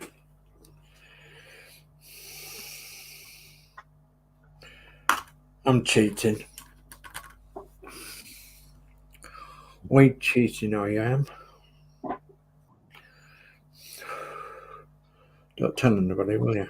No. That's all right then.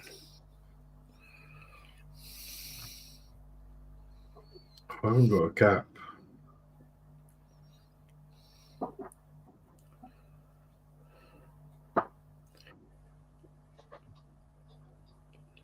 Why is it I'm thinking of country songs today, Cal? Cumberland Gap. Don't have Cumberland Gap. 15 miles to the Cumberland Gap. What was I singing before I came on stage? I don't know. I don't want to remember. I don't want to remember. Cumberland Gap, was that not more skiffle than country? Yeah, I think it was. Yeah, actually, yeah. Bit of skiffle band.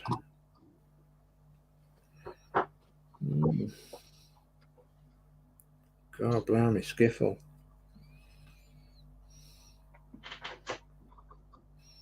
I watched somebody else on YouTube. Go on, say. I was just saying, not that I know what skiffle is. You don't know what skiffle is? All right. No, No, no, he is one when he Donegan or anything like that. And that type of frying pan.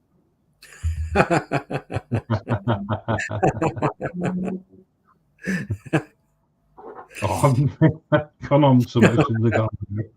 Oh, okay. No. Skiffle.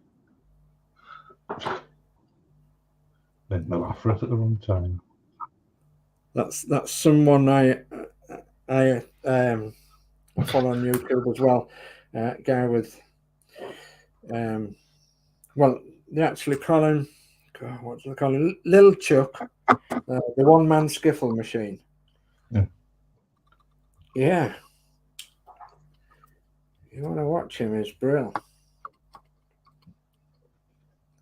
Absolutely brilliant. Little Chuck, the one-man skiffle machine. I think if I started watching stuff like that, I'm sure to revoke my YouTube privileges. Oh,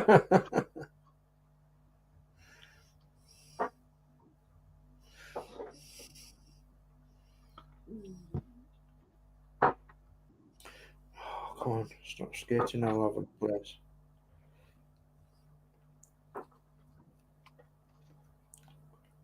Come on. Where's my top gun? Right, let's have a look. So David Bassett said, sadly lost two. Sorry, David. Sadly lost 2-4 at home to Barnsley Oh, goodness me. Despite taking the lead twice, it did not help that our substitute came on in the 67th minute and got shown a straight red card in the 68th minute. Oh, my goodness me. So, Ryan Scale Modelling Well says Emhar models are hard to find. Their World War I tanks are out of stock. Yeah. Sometimes they come up on eBay. Yeah, have a look on eBay.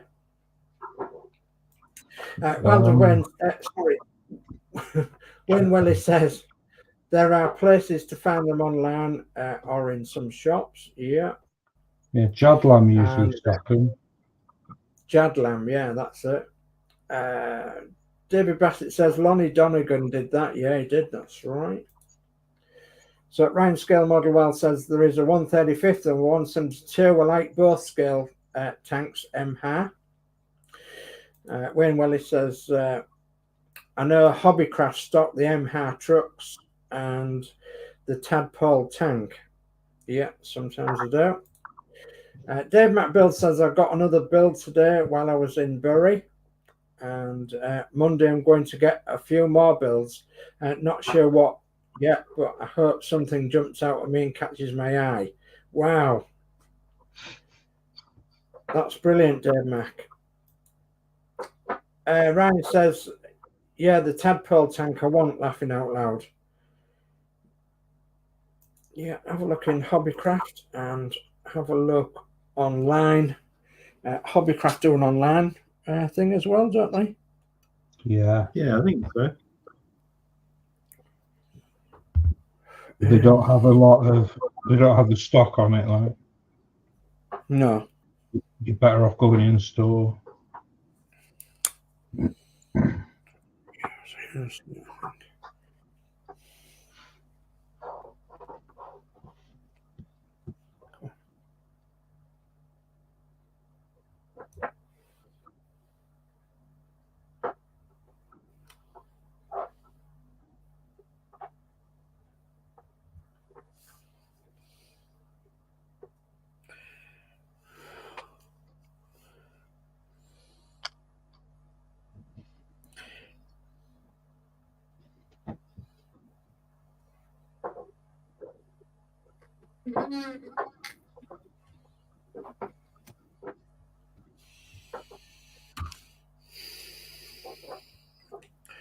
Be able to get that one in. Let me dry on my fingers. So Ryan says, oh, Jadlam have it. Brill. Not just a pretty face. Jadlam Racing.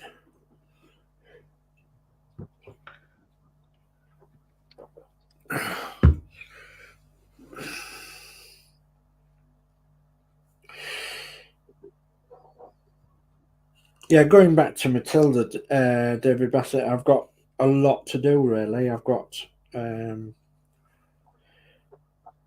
lot of little bits to do. And yeah, I know it'll wait. It's not really important that it's done. And it's not as if we're going out anywhere just right now, because obviously not going out anywhere at the minute, but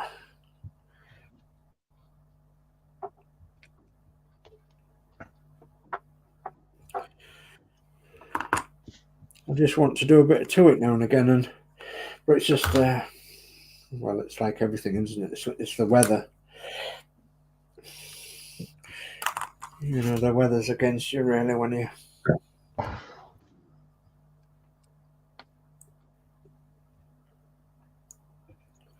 especially compromise with your health and everything, and can't get out as much as what you want to do.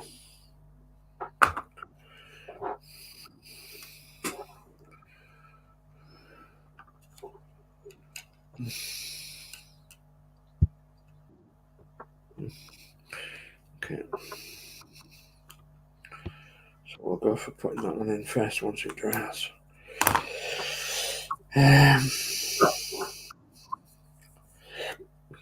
excuse me. So,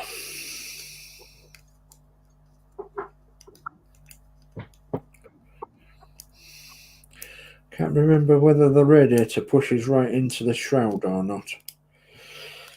Do you know what? I always get confused with that, and it's sort of, it will go all the way in if you push it, but then I'm not sure if it's supposed to.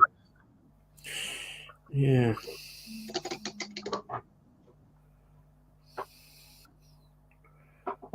Well, I just did mine where it felt comfortable because I had wiring through it as well. Yeah, yeah.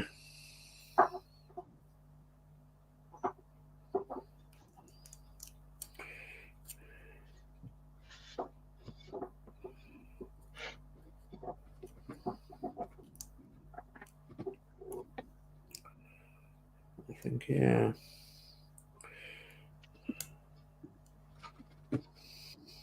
Right. That's the other side done. That's got set. I've plastered on the gloss black over the two wires to cause like a giant bubble. Yeah. And then when that sets, it like the other side, it goes like hard. So Yeah. just to take shape.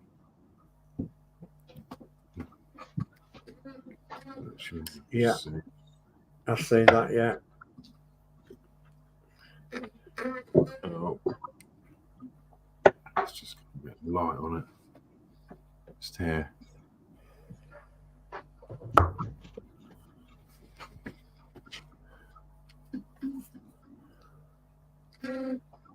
Yeah.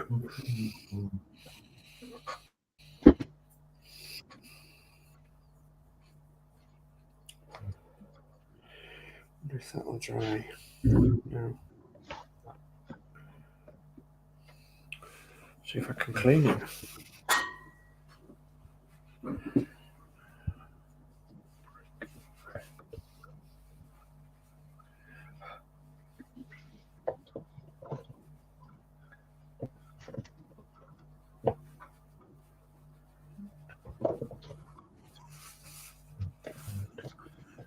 Okay, yeah. Right.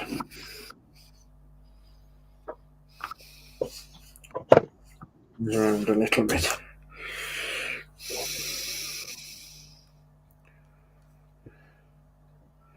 Is it the right way? Okay, where's it gone? Who's had it? Who's pinched it? Where's it gone? Oh, but whoever's had it, they've had one of my colours as well. Right.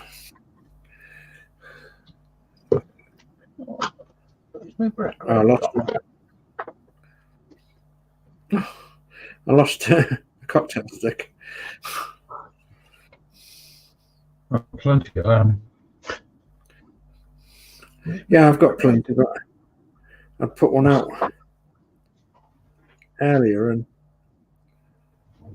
it done the disappearing act.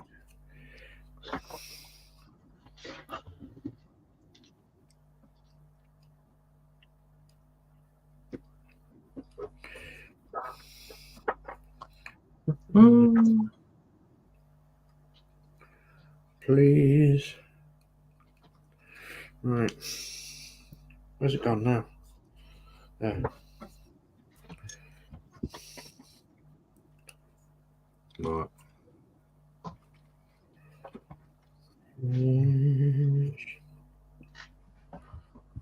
Get in there.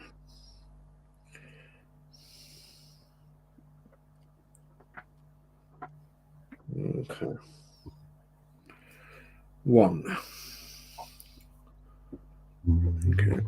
It's PVA that I'm using, obviously, so just paint that one up again. Shall I stick that in? Let's just have a look at that. I'm happy with that.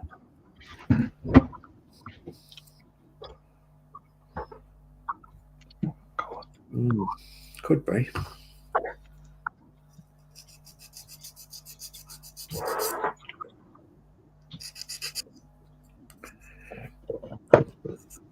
So our son's been to a little rally today in the town of Tadcaster. It was like an invite rally where he took one of his 1915 listers, I think he took today. So it's organised by a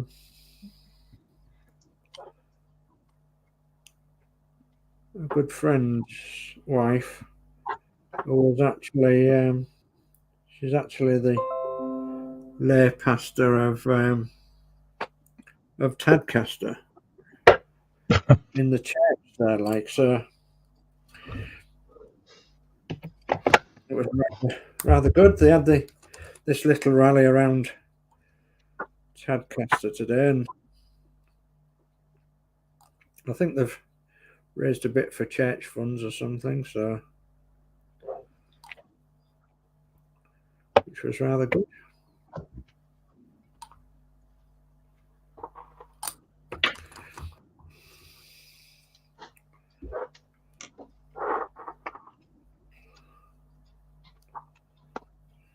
Okay, not too much, you know. Don't press too hard. I'll just leave it at that. Right, let's have a look at this then. A bit more chat. Dave McBuild says my Emhar breakdown truck and tipper truck are coming along very well so far. They're lovely little builds, and I've got you all to thank for that. No, thank you for taking them on, Dave, and videoing them as well on your YouTube. So pop along to Dave McBuilds, everyone, and have a look at his Bedford builds too, and the rest of his builds that he's doing, because he's doing one build a day every day, and he's doing not completing one build, but doing so much of it every day, and he's doing a big variety of builds now as Dave McBuilds, which is brilliant. Ryan Scale Model Well says, found the Bedford truck as well, laughing out loud. What are we like? We've got a bad influence on people, haven't we? They are really good builds. Yeah, without a shadow of a doubt. So David Bassett says, always something to do when you own a classic car or bus. Wish I could afford one. Yeah, I would have another bus like yesterday, but my health's not up to having one, David, sadly. So, but yeah, they do take an awful lot of looking after. So, which is one of the reasons why we got Matilda, because it's not that bad.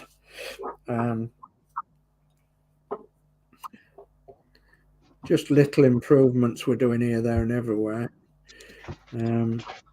Mostly improvements to keep it original, and redoing work that other people seem to have done to it that isn't sort of quite right, or could be improved upon. So, and thankfully with all Morris Manners, you can get pretty much everything you need. So, and again, everything that you need is quite cheap. So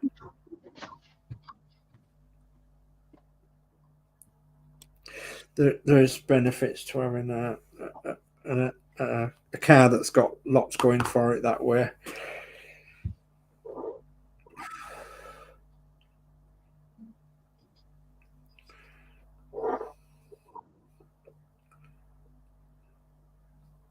As I say, I would have had another bus like yesterday, but I simply have not got the money or the health to actually look after one more. So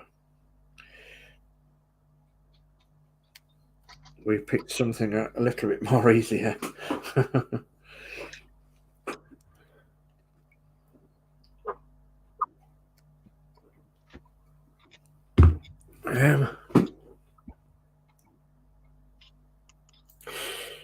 Round scale model well said. I've made the Bedford in 172 Airfix one a while ago. Okay, would that have been an Austin in 172 Airfix? I don't remember a Bedford being an O-type Bedford, unless you mean the Q-type. But then again, I'm not up with Airfix models that well. So Wayne Welly says, for me, there's only one thing that I want from Jad Lamb, and that is it's the Tamiya 132 F14 Tomcat as cheapest place to get it. Yeah, I'd like that as well, Wayne. Okay. Have you tried MJR models? Mike Jolly. Just a suggestion. I'm not sponsored by him in any way, shape, or form or anything, but yeah, MJR, Mike Jolly. But other places are available, of course.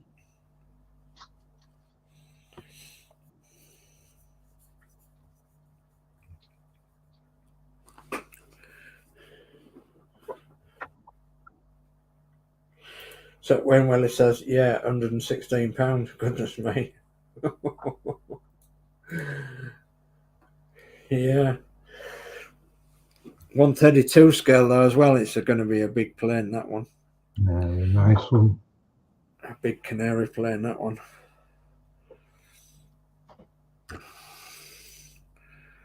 Mind you, not as big as 124, I suppose. 124 is a scale I'd like to see in several models. I know they do the Spitfire do Airfix now in 124, don't they? Yeah.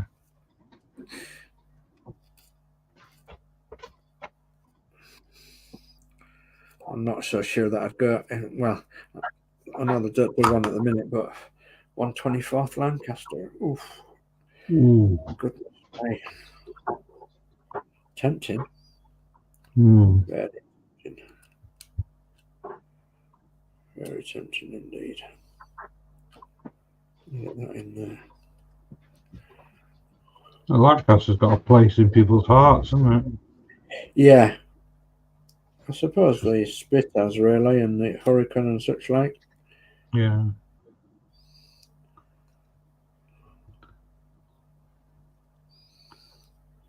It doesn't seem as good as what the other one is it?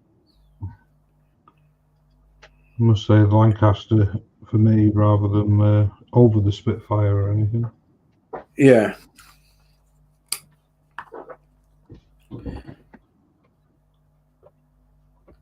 I have the HK Lancaster 132 scale to build, and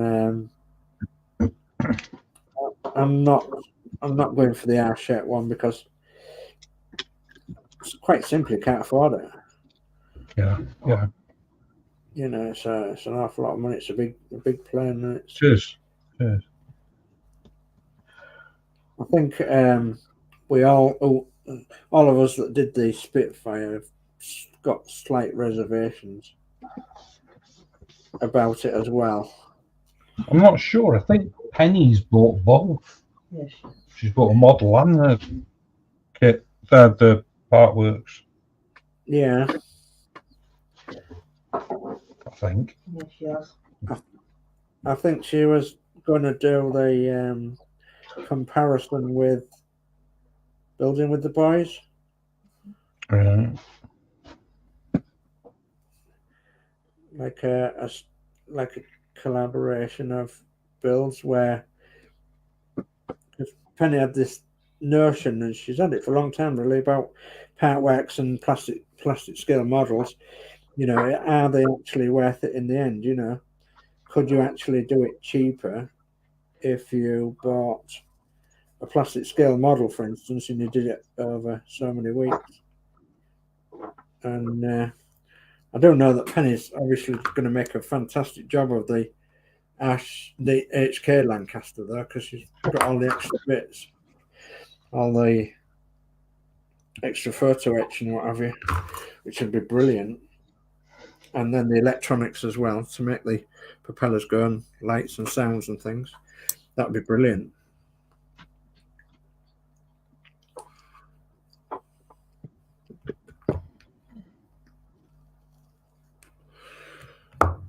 So yeah, Wayne Welly, I've got a DC3 that's in 132 scale.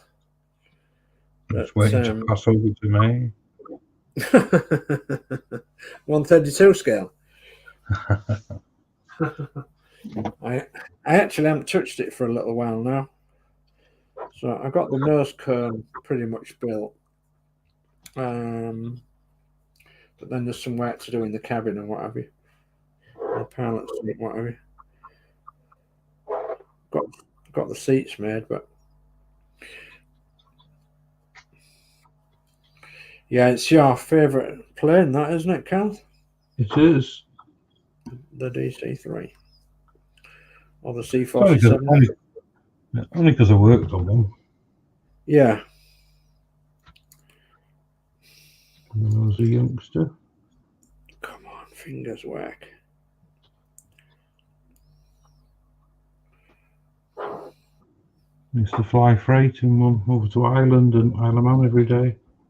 Oh, how lovely. The noise and the smell was beautiful. Oh, yeah. But I enjoyed it because I got to go, you know, every so many months the pilots have got to be tested and the plane's got to be tested.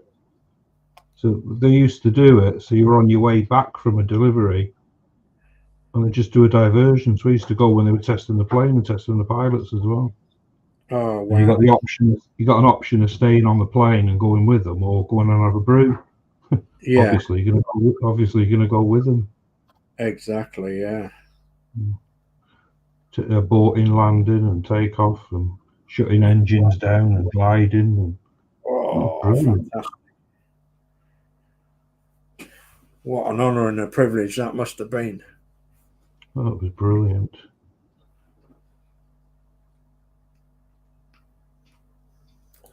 So Wayne Welly says it's about 3 feet. Yeah, it's the 132 wingspan, round about 3 feet of all these planes have been on about, like. So Dave Matt Bill says, I'm going to say good night, guys. It's been a great stream as always. I'll catch you up with you tomorrow night, and night all in Chatland. So good night, Dave Matt. And don't forget, everybody in chat, pop along to Dave Matt Bill's and subscribe to his channel because it's very well worth it. So David Bassett says, Penny is building the Hong Kong 132 scale Lancaster. But I've just watched Steve of the model shed start the build of the border models version, which is £600 plus, and but is much better than the HK one. Yeah, I have the HK one, and simply because I knew the border models one was coming out, but I knew that the price would be double of what the HK one was, and I compromised by buying the HK one simply because I had the money at the time and I wasn't sure how long I would be able to keep hold of the money to save up for the border models one. But I knew that the border models one has a better interior. But because what I'm going to do with mine is eventually, hopefully, put it on a coffee table, with a glass cover over the top. Nobody's going to be looking in the cockpits or anything that closely. And thinking about doing something similar to what Penny will be doing as well, by putting motors in it and getting all the propellers to work. So Wayne Welly says cause the F14 I have is 148 and 144 versions. So just needs the 172 and 132 to complete the range. Now, funny you should say that, because as you know, we've done the Route Masters, and Christine wanted to do the Shilibia Route Master in George Shilibia colours, and so I painted it for her and she put it together, and we have so that's 112 scale. So then we've got 124 scale. We've got the Sunstar model Route Master in Shilibia's colours, and then next one down we've got the 150th scale Corgi one in 150th scale. Then the next one down we've got I believe it's 176 scale, and then we've got the 144 scale. So yeah, we've got all the 5 scales, I think it is, and quite often 2 or 3 times it's happened now. We've taken all these buses along to somewhere, put them on. We've got a big Lazy Susan, put them on a Lazy Susan, and the amount of people that it attracts, just looking at the. A lot of people say, "Oh, it's like them Russian dolls, one fits inside the other." Well, it doesn't quite happen like that, but I suppose it's how people would look at that. So. Yeah, it does cause an awful lot of interest. And if you're displaying them in a cabinet or anything like that, then I can see exactly where you're coming from on that score.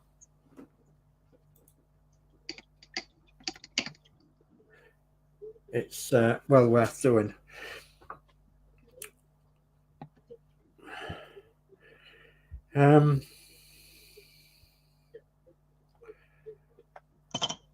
I think what I'm going to do here is put that window in there.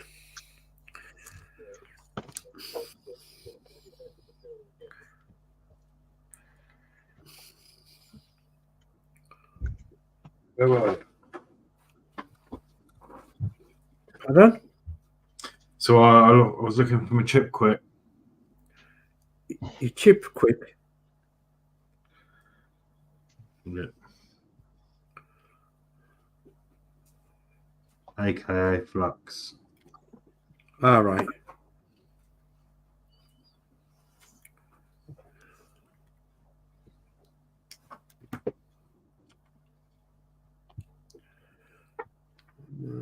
Right. So we'll quickly cleaned and then pop it in. And I can still hear the helicopter outside. Goodness me.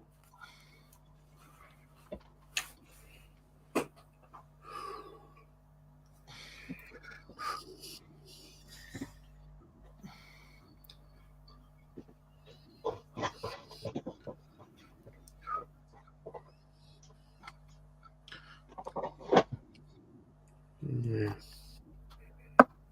Get in.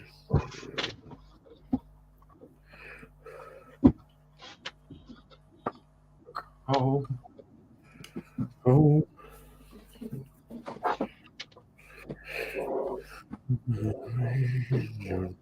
Let's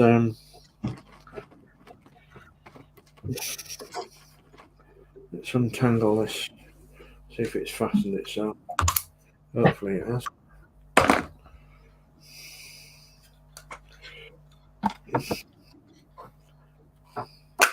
Very good. That's one. And that one.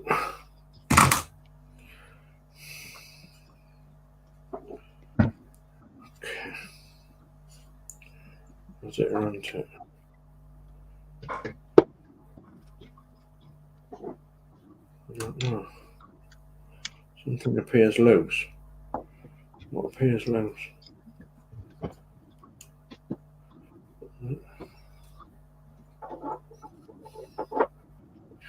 I have to get near the camera, near the light. That's it. That's in, I believe. That's it, yeah.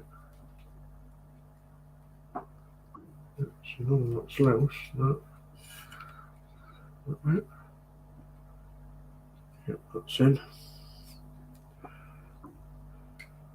It's a spare wheel that was loose. Maybe. Okay, so that's the body glued to the chassis.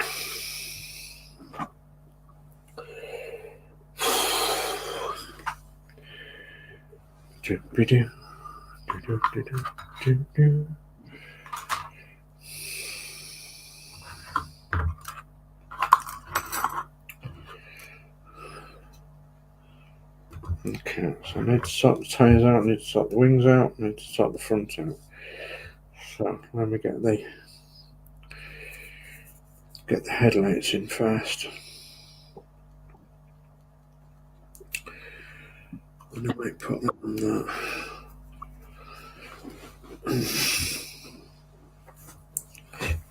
Ow, ow, ow, my leg. Oh. Oh.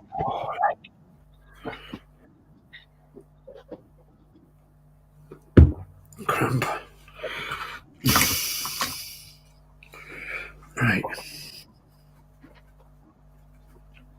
You might have noticed that I'm leaving my decals until last because I want it all together to put the decals on.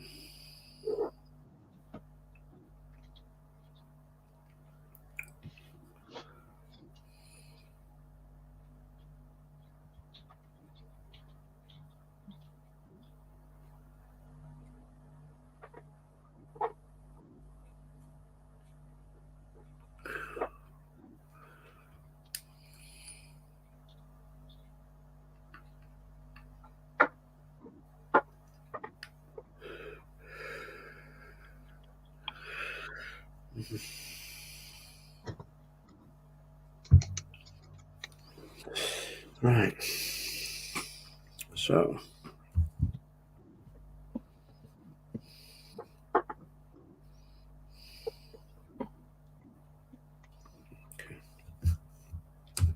think I might run a test wire because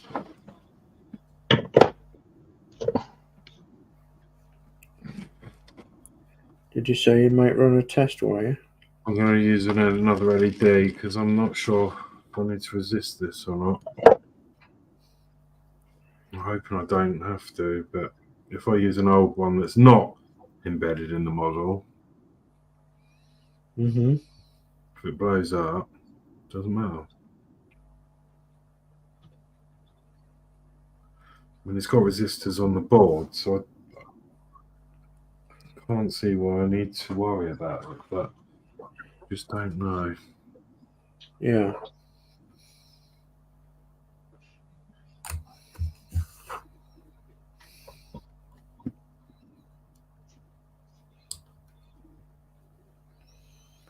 Come on.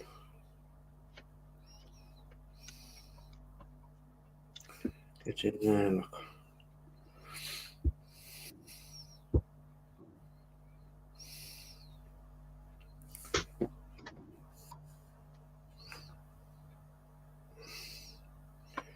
And I get them to go in equally. Bit difficult. It's gone from plastic modelling to electronics, isn't it? Yeah. Well, we get through quite a lot of subjects on here on a night time, don't we? So I think last time we was streaming, I went on about the YTV television programme South Riding, which was made in 1973.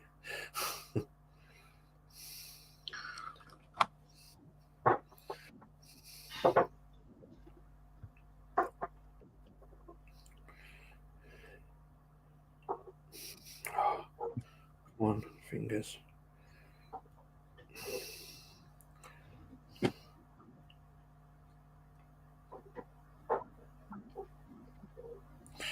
And I'm going to say now that I once knew someone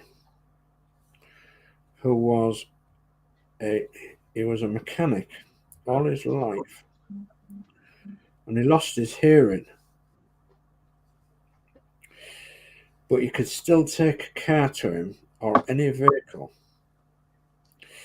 and all he would have to do is lay his hand on the engine whilst the engine was running, and he would tell you exactly what was wrong with it.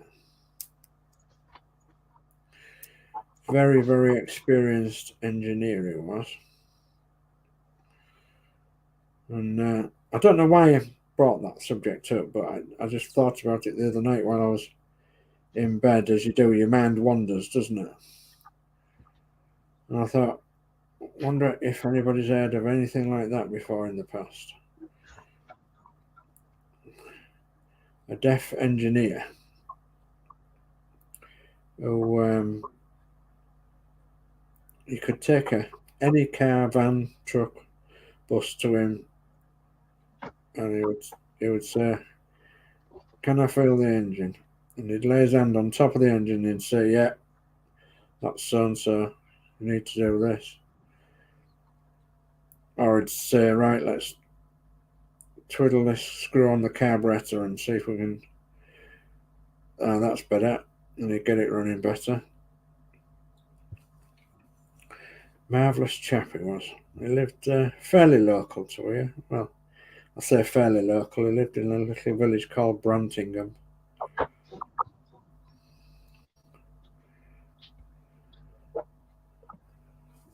Many, many years ago.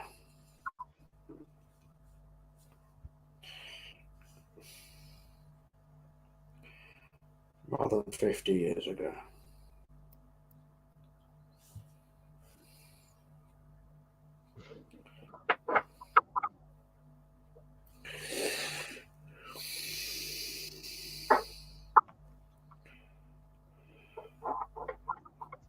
Okay, I'll do it for now.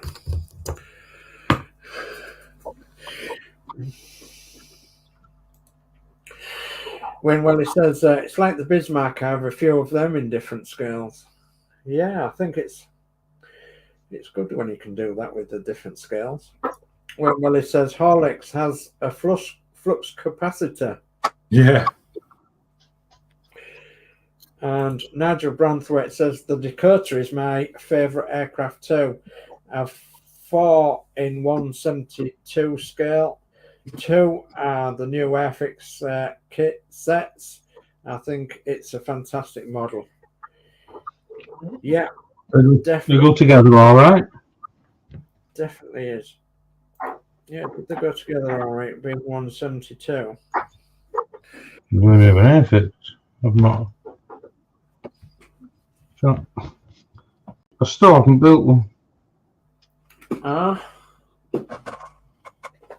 Santa didn't bring me one. Santa didn't bring you one? Yeah. He said I'd have enough.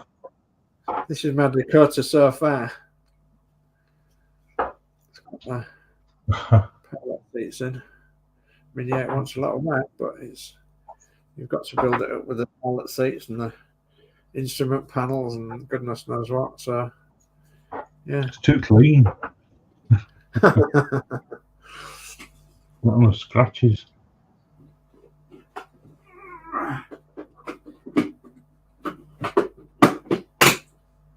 It's going to be a long time because it's only on the first box and I haven't finished yet. And 14 is the 14 boxes? 14 boxes, I think.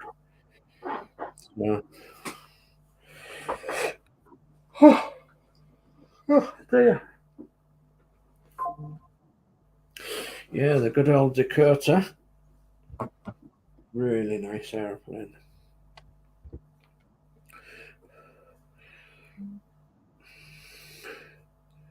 We get to see one when we go to East Kirkby. And I do believe there's one at Elvington now as well. New York, Elvington, New York. Yeah, museum. Didn't know there was one there, but I saw a picture the other day and I think they're having a D-Day open day something in May, and they've got a Dakota there that's had its wings painted with the D-Day markings. Stripes. What's that? I don't know if it's still there, but is it Biggin Hill or something? Biggin Hill? Yeah. There's loads of Dakotas and parts down there from. Well, there used to be. Yeah. So that's where we used to go to pick up bits. Yeah, Biggin Hill, they call it, don't they? Yeah. Mm. It's a lovely aeroplane.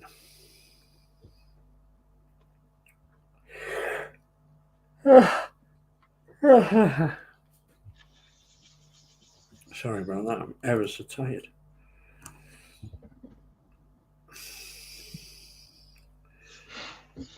Right. What can I do now? Well, I suppose.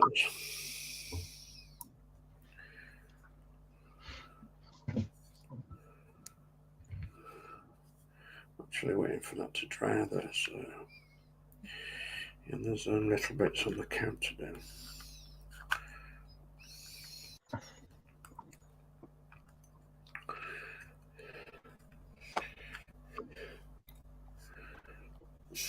Come on, get in there.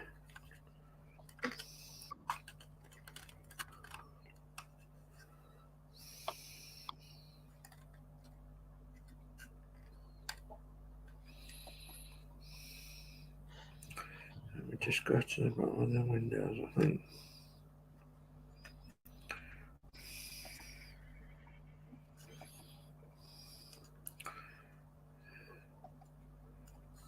Yeah, that's going to happen.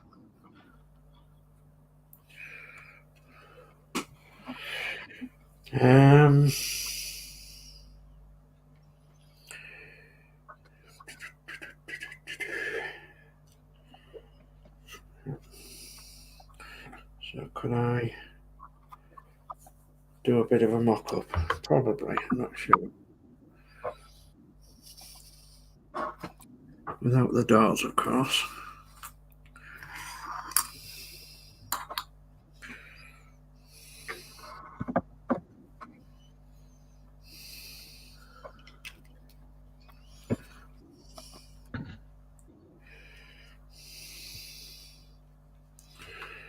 Oh.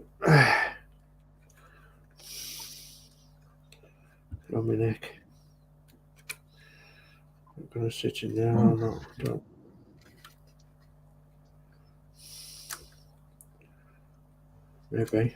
Maybe not.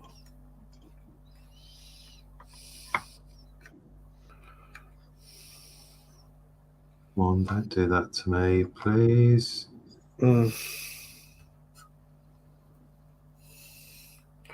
I'll try not to. These wires. It's like soldering strands of hair. I'm going to say they're very small, aren't they?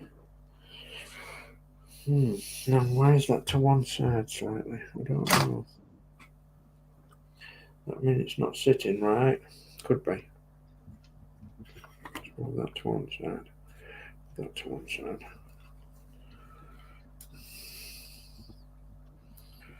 Do a bit of investigating.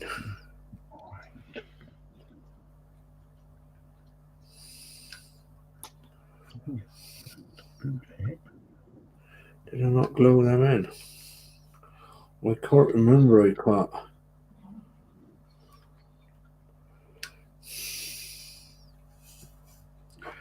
Right.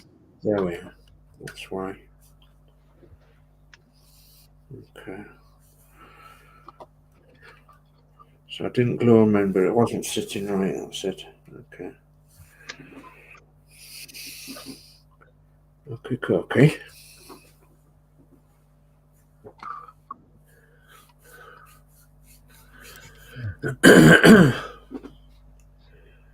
Ryan Scale Model Well says I'm back, and Ryan says found my old Airfix Bedford truck needs more paint on. Laughing out loud.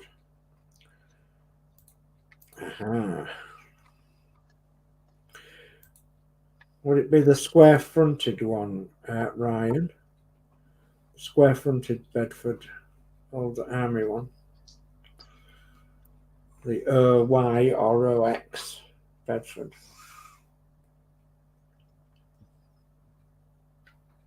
No, I needed more painting, so it was the well. Oh well, I wish. Yeah. Sorry, bad joke.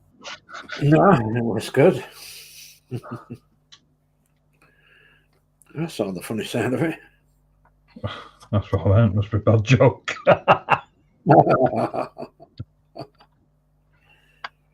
Oh. So I'm not going to fix that in place yet because I need to get that lined up on there.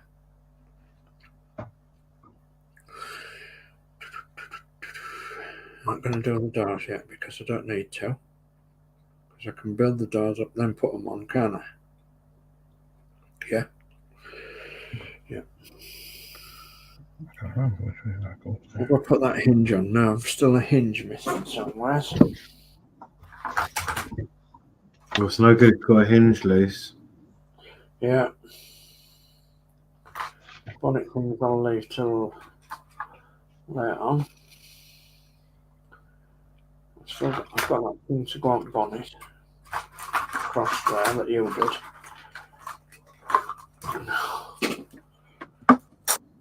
Well, you're missing some bits, I am. There's one. Thankfully, you get some spares, don't you?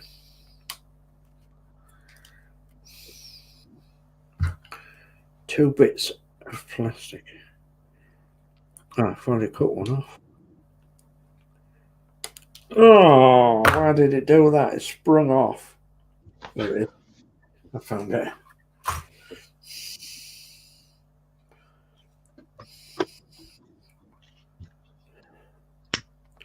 Where did you go, you little weasel?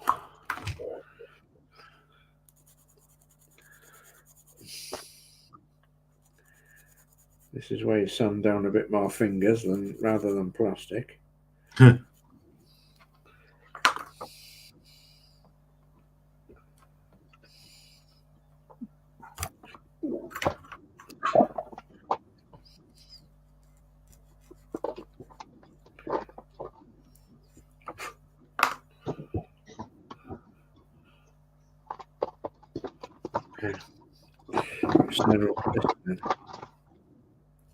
You watch it with the wrong side one now. No, it's all right. It don't matter. A bit ambidextrous, aren't they? Yep.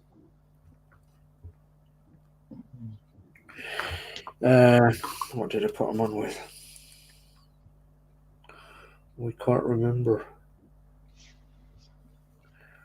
Oh,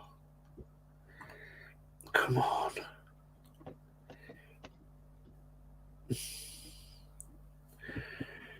Very, very, very small. Right there. Yeah.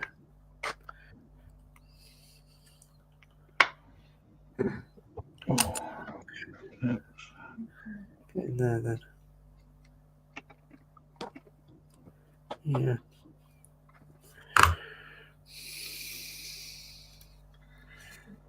Carefully, carefully. Oh, I've moved it with my thumb.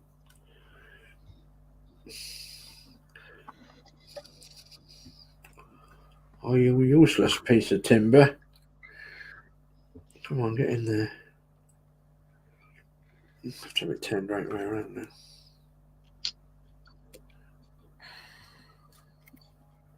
It's a useless piece. The 2x2 it is.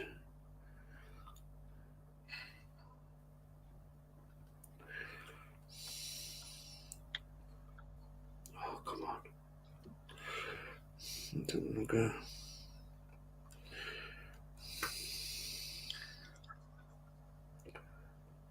Don't want to play ball.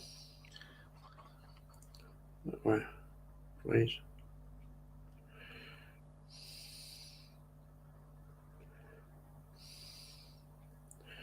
Okay. Bit of that. Right, get it in.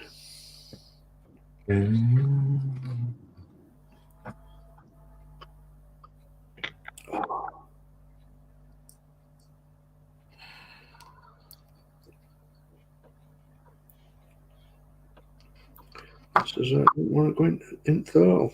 There we go. There we are. Don't touch it now. Just touch it with, push it in with grabbers. There we are. Nicely in. Okay. So, any more missing? No. No. No. Good. Okay, so that's that job done. Haven't glued the rod in. No, haven't glued the wings in. No. Got to glue the cab in and try and get it to a stage where I can leave it.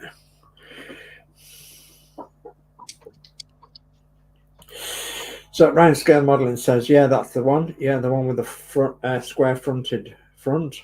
So the Bedford OY or OX, it would probably be. And then Nigel says, Dave, the cockpit of your Dakota looks great. Carl, the 172 Airfix Dakota goes together fairly well. You may need, you may have some gap at the back that could be awful modelling. Could be my awful modelling, he says. So yeah, I know that feeling well. I'm gonna have to get one. Thank you for that, Nigel. No, it's I would like to name this one that I'm doing after the Hull aviator, Amy Johnson. She famously flew Jason, her little plane, many miles across seas and everything, and was a solo female flight champion. She was an RAF pilot as well, female pilot, and she was also good friends with Amelia Earhart, or AE as she was known to her friends. Didn't think that was improper. It is now. So yeah, AE, Amelia Earhart, went missing over one of the oceans, but Amy Johnson was her best friend. She famously went missing, did AE, and recently they think that they may have found her aeroplane in the bottom of this sea. It's a mystery that wants really solving. It's been a mystery for many years. So Amelia Earhart's plane, I forget which type it was now, but I think it was a twin engine plane, a bit like a Blenheim, something like that. I think it was. I'm not sure. But it went missing with her and her navigator. Now, there was a big conspiracy thing that she actually crashed it near an island and she survived and he survived and they ran off into the sunset together, but I'm not sure about that. But anyway, the controversy taken another twist, and that's because recently they think they found her plane, or shapes that looks like her plane at the bottom of the ocean, Amelia Earhart's plane. But also what is very strange about this is that Amy Johnson's plane, she was actually working for the RAF delivering brand new aeroplanes in wartime, and she actually crashed landed one of the planes into the River Thames. And it was also said that somebody tried to retrieve her body from the River Thames while she was drowning, and her body was never recovered. And I believe her plane was never recovered, and artifacts were never recovered neither. So, but what's also strange about this is that there's a bit of a controversy about that one as well, that it could have been that her plane was actually shot down by friendly fire and it landed in the Thames when it was shot down. And there's also another thing that's a bit strange about this as well, is that I watch somebody on Facebook that does a tideline search of the River Thames. They just have a little trowel and they're just, picking among the stones and things, and they've found coins and broken bits of pottery and all sorts of everything. And they've found an RAF badge of a lady. So obviously a lady pilot's RAF sweetheart badge that would be from roughly the area that Amy Johnson went missing in the Thames. I've actually asked her to try and research to see if it is Amy Johnson's brooch that she would have been wearing as a woman pilot when she crash landed into the River Thames, and her body was never found. So, but I haven't heard anything yet. So, anyway. So, Nigel Branthwaite says, hope to do one of the Royal Danish Air Force Dakota when in the 1977 film A Bridge Too Far. Yes. I like the idea of having one with a glider behind it.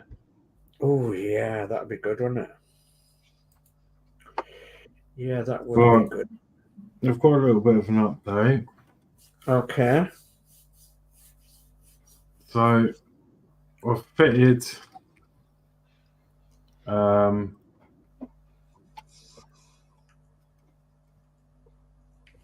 I don't know where that's going to go yet. I'm going to have to really. I was hoping that was going to face downwards out the bottom, because that circuit board is a perfect size to fit between the chassis. Yeah. But the button is bang in the middle, and it's the prop is blocking it. Then I thought about doing it up the back, but that's a bit too high. But I don't quite know yet. And obviously the battery's in there. But that is all going to get covered up. And I've not done the rear yet, but it was just to test it. So it'll be as it is. It's battery powered. Yeah. And if we tap the back. Oh, it works perfect. Or anywhere you can just tap the model. You can have like dim, medium, and bright. Fantastic! Wow, brilliant! That is absolutely just have to give it a gentle nudge, and it will change. Yes.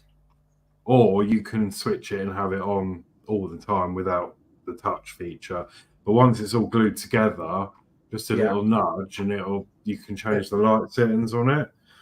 Absolutely fantastic. That's how it's going to work. Yes, absolutely wonderful. And I have put a resistor on.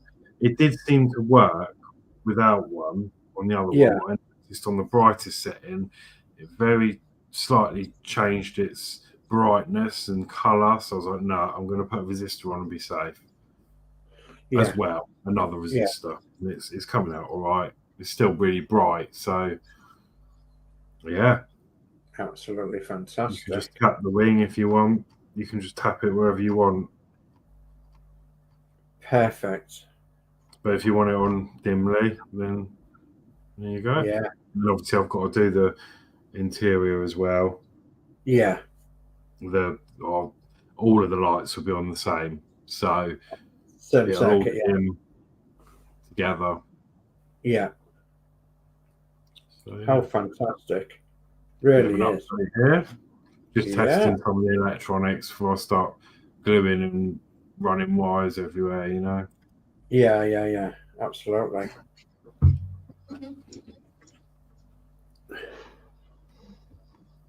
Cool. So a little bit more chat. David Bassett says Amelia Earhart's plane was a twin-engine Lockheed. Yeah, that's the one. Model 10E Electra. Went missing in 1937 over the Pacific Ocean. Yeah, that's correct. Many theories of what happened to her. Yes, there is. That's a lot. Yeah. Recently, as I said, there's been a shape found in the Pacific Ocean about 100 miles before one of the islands, which is round about where she was at the last reported radio message. And the shape looks very similar to a Lockheed Electra, but they won't know yet. But apparently they're going to find out this year whether it is airplane or not. They're going to go back to the site. Nigel Branthwaite says it wasn't a Lockheed Electra. That's correct, Nigel. And Stephen Haynes Model says, hi, Nigel Branthwaite. Stephen Haynes Model says, hi, David Bassett. David Bassett says, the latest scan of the ocean discovered a plane about 61 miles from a last known position. They think it was the navigational error caused by them crossing the data line and not turning. Yeah, that's correct, David. And David Bassett says their chart back a day. Yeah, that's correct. So yeah, there was unsure at the time whether it was less than 100 miles, but certainly not more than 100 miles from where they last communicated with her. So yeah, 61 miles would be about right, wouldn't it? So now I'm still not happy with this front fixing here because it looks as though it's moved a little bit as this front fixing. But what I've also found out is that I may have fixed the chassis to the body, to the back body, but I didn't fix the chassis down where I unstuck it from, did I? You should be able to get in there, can't you, with the brush? Yeah, I can get in there, no problem. What I'm going to do is leave it slightly loose at the minute because I want to put the cab on to see how far off we are. And I just don't want to push me on my windows and then I haven't put the bar across on the cab yet. So I just going to go for a loose fitting, if you like, to see where we are. I think what I might do is fit that at an angle like that, hot glue that in place, and then the button will be at the bottom here, just by the exhaust. Yeah.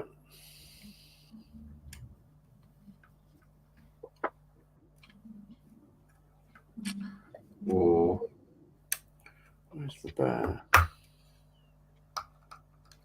Where's the bar? That one's in. That one isn't. See if we can wiggle it in. There Yeah. Is that one in? Yeah. So I don't want to sit there very well, I don't think. Let's have a look. Yeah.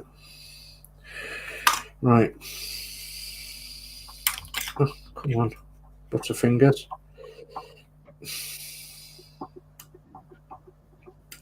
Butterfingers. Yeah, power off. Oh yeah, we are off a little bit, aren't we? So yeah, move forward. Okay.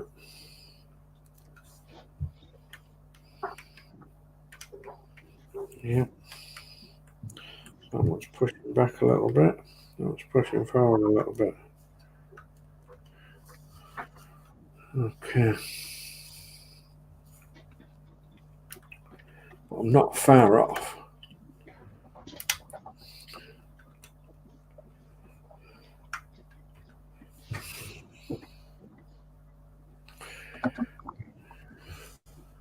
So I get there that I don't like. Okay. So that would go in there, that would go in there, yeah.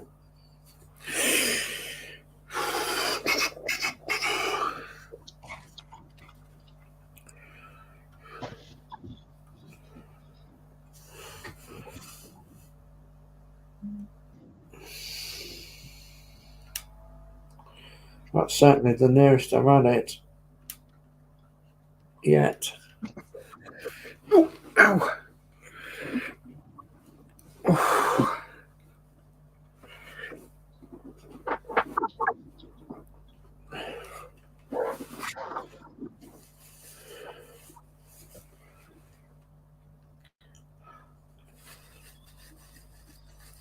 So yeah, no front load on the end, so that's okay.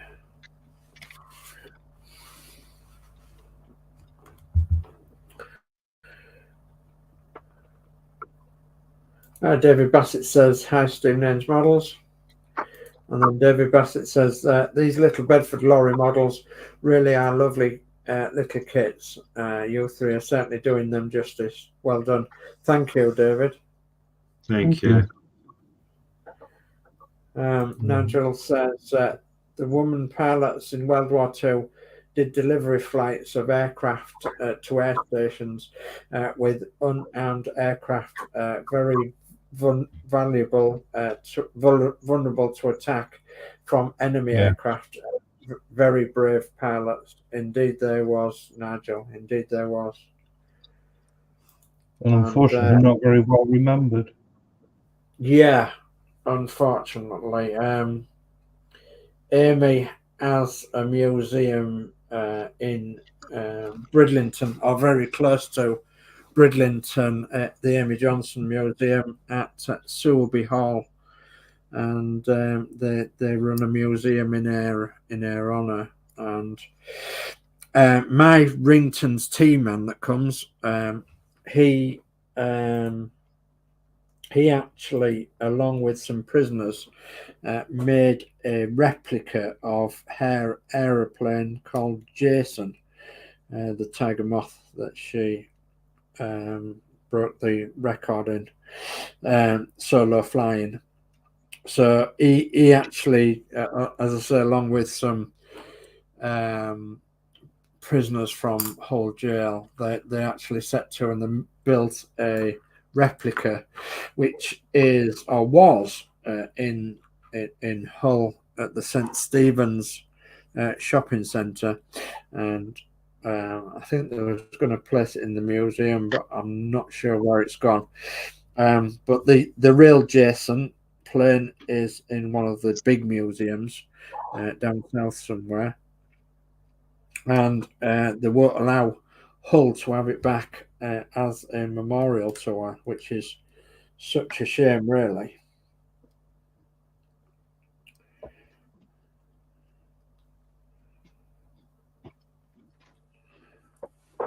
So we've actually seen the replica, and it looks absolutely wonderful. So Nigel Brown 3 says, hello to Stephen Haynes Models. think I caught up on chat there.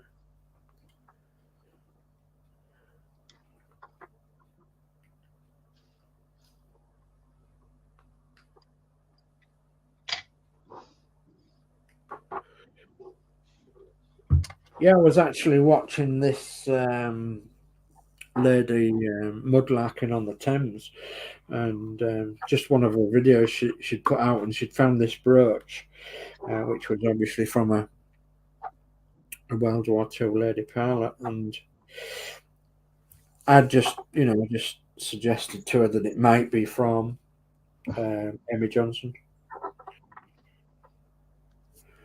But as I say, I've not heard anything back from her, so I suppose it depends on how many lady pilots ditched in the Thames, and I suppose there'd be more than one, wouldn't they? Hmm?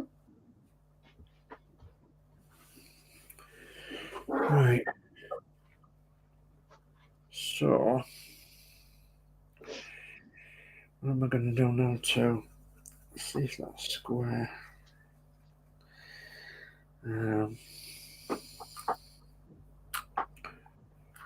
Put that on because that would go nicely there.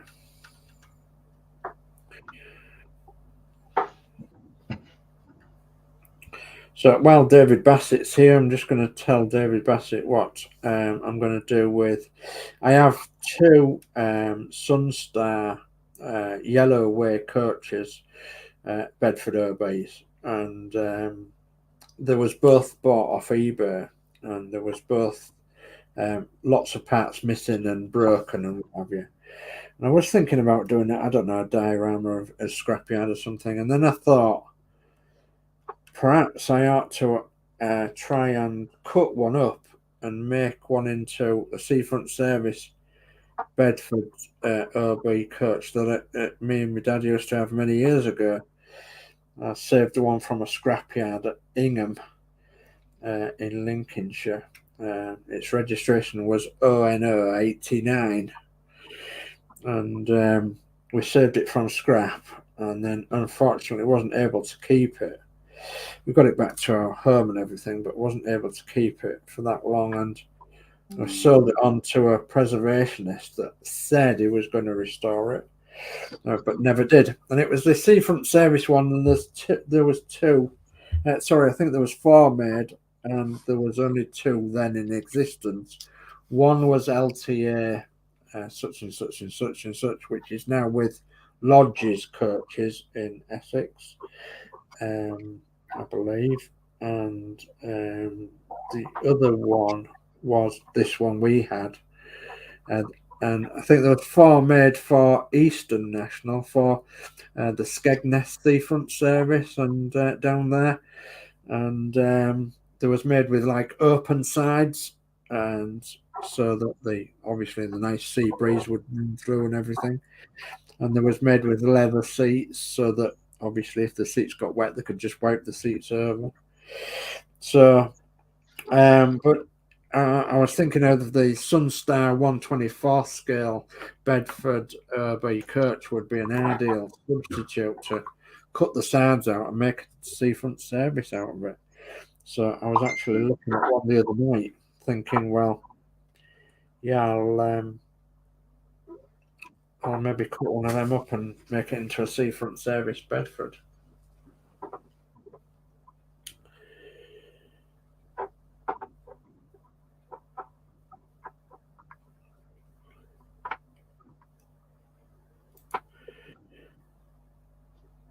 So Nigel Branthwaite says, do agree with you, Carl, on the ladies there. Definitely. Didn't get the recognition that they so deserved.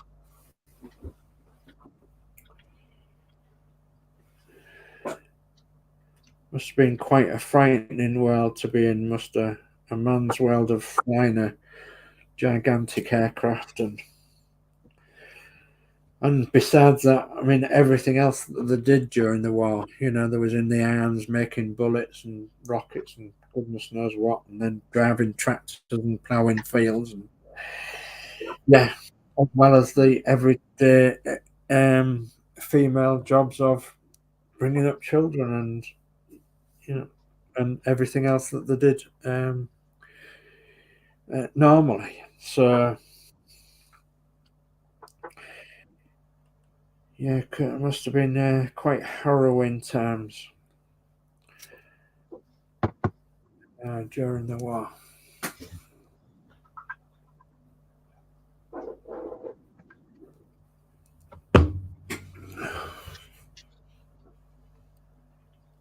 So David Bassett says that sounds a fascinating project. I've seen a photo of the one belonging to lodges. It looks very weird with open sides and tow track seating, so Dave. Yeah. As I said, we had one identical and many years ago, and we saved it from a scrapyard. Saved it from the Twills scrapyard at Ingham. In Lincolnshire, and Twelves were they had 2 yards, one in Ingham and one in Cameringham. I think it was Ingham we got this one from. It was beside the church or something, and it'd been stood in the yard for many years, and we actually towed it home. So. To 2 villages away from here, so where I used to live with my dad. And as I say, we had to part with it, and we parted with it to an old friend at that time who said it was going to restore it, but we have heard nothing from him at all and nothing about the bus, so we presume that it's long gone. And so that was many years ago now.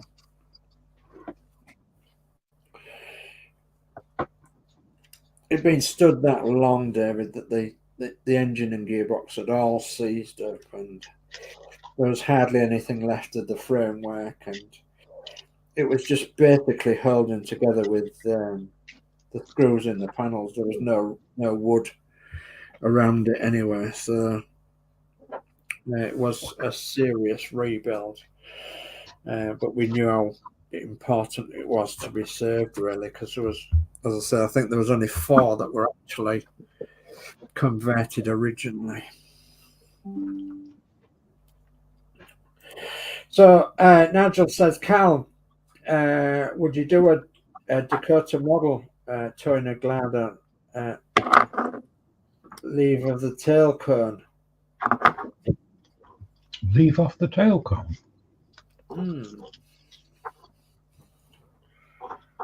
I don't get that.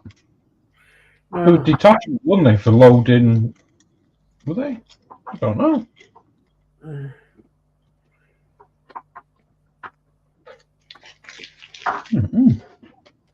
So Wayne Welly says he's back. Hello, Wayne. Hi, Wayne, I'm front. Yeah, I'm side. Horlicks is the other side. Yeah. That makes a complete circle then, doesn't it?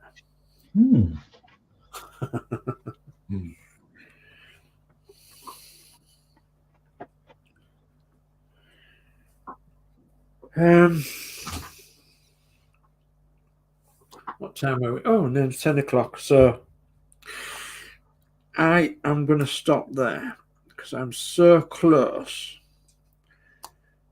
to. I don't want to finish it today, but the backboards, all I've got to do is put them on and glue them on. The doors I've got to glaze and then put the doors on and the handles and things.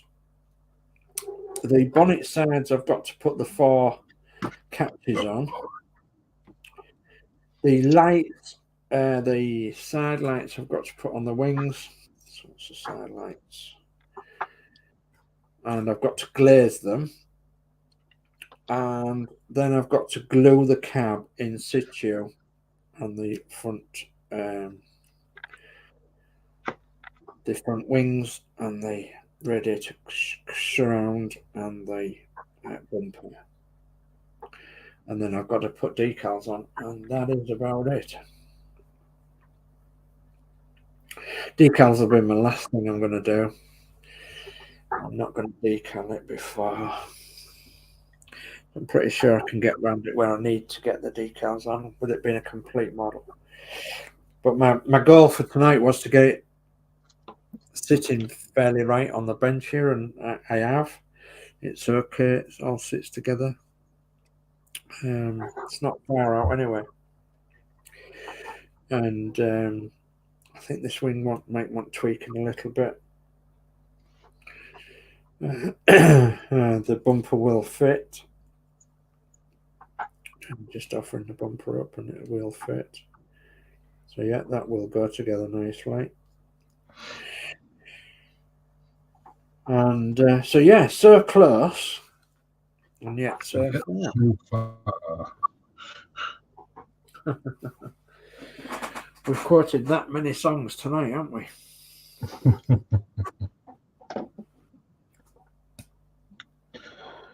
Oh, come on.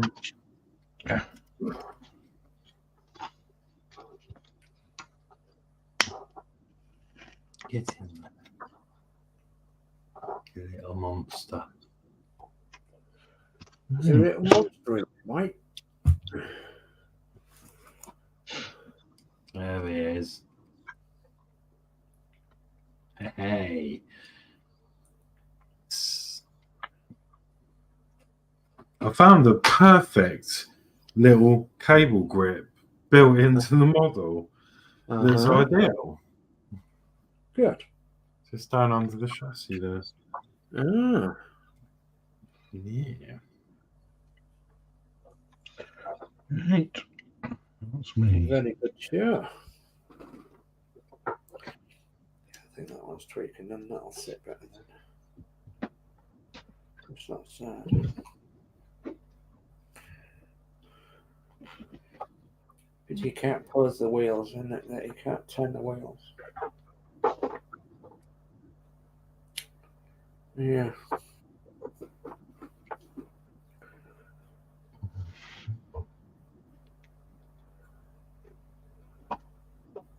So I'm gonna show you where I'm up to, and I can explain what I'm. Oh goodness me! Explain what I've done. I've got to do. Yeah, I'm about done. I was just going to get all this wired so I can give you a final. Okay, no worries. Right, so at the minute I can't really. Well, I suppose I could pick it up, but it's just held together loosely at the minute. So yeah, we've got all the front together. It wants gluing. All the cab wants gluing onto the chassis. The wings want gluing onto the chassis. The front wants gluing onto the chassis. The bonnet will be able, so I can take it off. The back body caused me some big problems, and I've still got to glue underneath the rails where the rails was loose on the chassis, because it does move a little bit, but not a lot, thank goodness. So still to go on then is the side boards, and then it'll go on the sides. The end board, and that'll go on the end. Can't get it in camera shot. Come on. That long. Come on. Get in there. So yeah, so the back board will go on there. The doors, they want glazing, and they want the handles putting on, and the wing mirror out the sides. So, and then on the bonnet there is 4 lugs that need putting on, which are twist handles that go in there. On the wings here, they want the side lights popping on. On the front, they want glazing and painting silver on the inside, and glazing with the glass that we've got there. And the bumper wants to be popped on, which is just there, which I haven't popped on yet. And that will take us very, very close to putting the decals on. It has a decal across here, a Bedford decal across there. It'll have some silver stripes on the radiator grille. It'll have some decals along the sides, and perhaps on the sides of the body as well. So yeah, so that's as far as I've got, and as I say, very close now. So very close to getting it finished. Are you ready to pop across to you, Cal? Yeah. Okay, so there we go. The floor's all yours. Well, the wheels are on. Oh. The interior's in. The cab's glued down, and I've just glued up the bonnet, so that's taped on, so it doesn't move. Yeah. The little lugs are on. The bumper's on.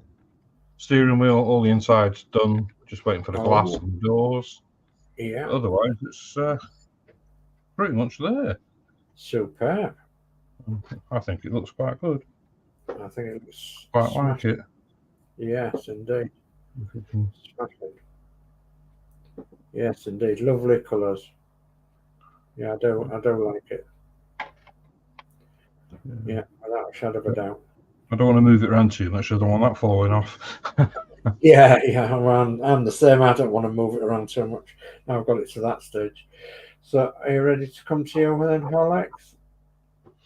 Yeah. Well, let me bring the chat up first, and then we'll come to you, because I've got quite a bit of chat. I just got one more. Sorry, I just want to. That's okay. David Bassett says, I remember many years ago, Hanson Dorset stripped a Bristol LH down to its chassis and then put a bespoke body on to make a replica 1930s charabanc with a folding cloth roof, toast rack seats, etc. Yeah, I think I remember that as well.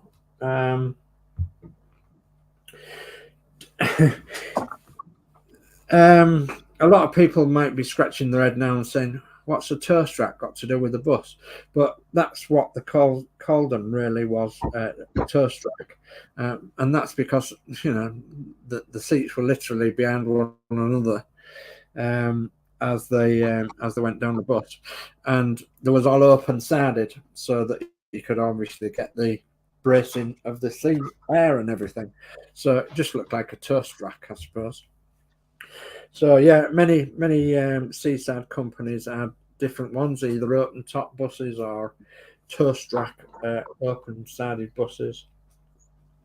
Very popular back in the day there was, and still about now and again with open top services such as Scarborough. They still run services open topped in the summer season. So Wayne Wellis has popped in on Oz-Scale Modeler as Senior was live. Yeah, I do believe that Oz-Scale Modeler was live. He's been doing the Route Master bus and several other lovely projects across there as Oz-Scale Modeler. He is a brilliant guy, he really is. So Lindsay's build says, looking good, guys. Thank you, Lindsay. Thank you ever so much. It means an awful lot to us. I'm quite liking this one actually, rather than the other one. But having said that, I like them all. So, and this is the first long wheelbase one of two. So, yeah, I'm looking forward to finishing it off. Really. So. Nigel says off, yeah, and what's that in connection with? That's the tail. Leave the tail cone off. Yeah. Nigel says great live stream. Bedfords are looking fantastic. Can't how close you are to getting to the end of them. Yes. Well, we are getting close to getting to the end of them, but there'll be a couple of weeks that we're having off, and then we'll be starting the next one in the series, and the next one in the series will be the Blue Tanker there. that's on the box. So yeah, we'll be starting the blue tanker. So yeah, that'll be another long wheelbase one. And but as I say, we'll have a couple of weeks off, and then we'll let you all know when we start the blue tanker. But we've got to get this one finished, of course, first. And as I say, we're not far off. We're very nearly there now. I did knock my model there when I got the box. Stay.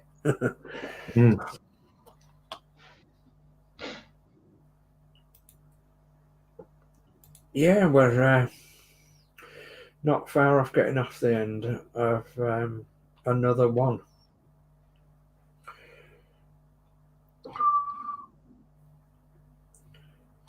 So Lindsay says, don't think I'll be able to catch up as you guys are nearly there. You're all right, Lindsay. You know, if you join us, we'll be all right. You don't mind hanging on for you a little bit and what have you. We don't mind. It's not a race. I'm just watching Horlicks now, and I'm going to put the screen onto Horlicks. I think you should really know what really goes into this model. There's a lot that's going into this model.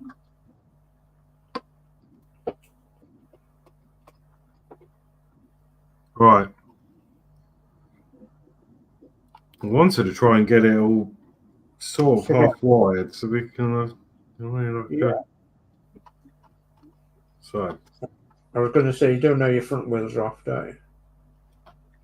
Yeah, it does. Yeah, they're not glued on yet. I've glued the bonnet on. I mean, not the bonnet, the radiator. Yeah. I've got the bonnet on just so I could try and line it all up. Yeah. So, rough mock-up. Wow. It's getting there. Yeah. So yeah, we can give the model a bit of a tap, and then the lights come on as I showed you earlier, and then bright. Carefully turn it around. You can see the interior is lit up. Yeah. And if I tap the model off, really dim, medium, and high. Wow. And then we have the same for the rear. Oh, fantastic.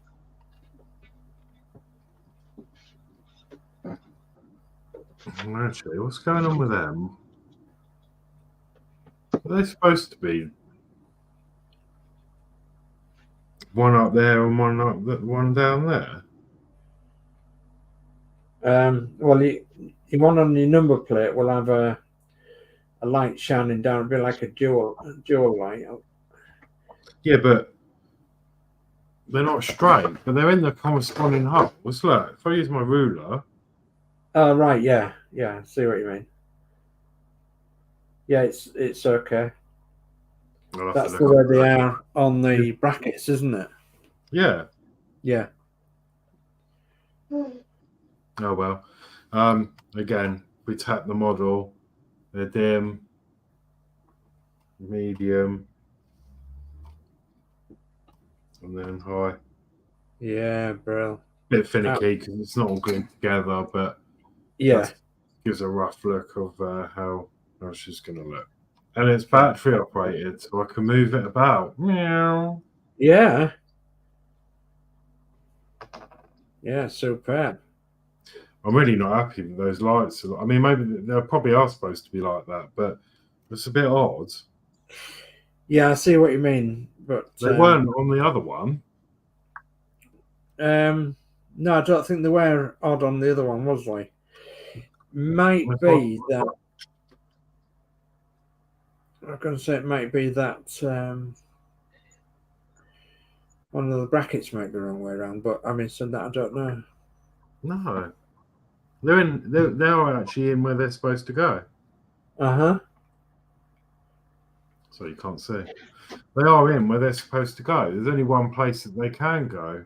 Oh yeah, of course there is. Yeah, there is. Yeah. And they're on the same bar. Yeah.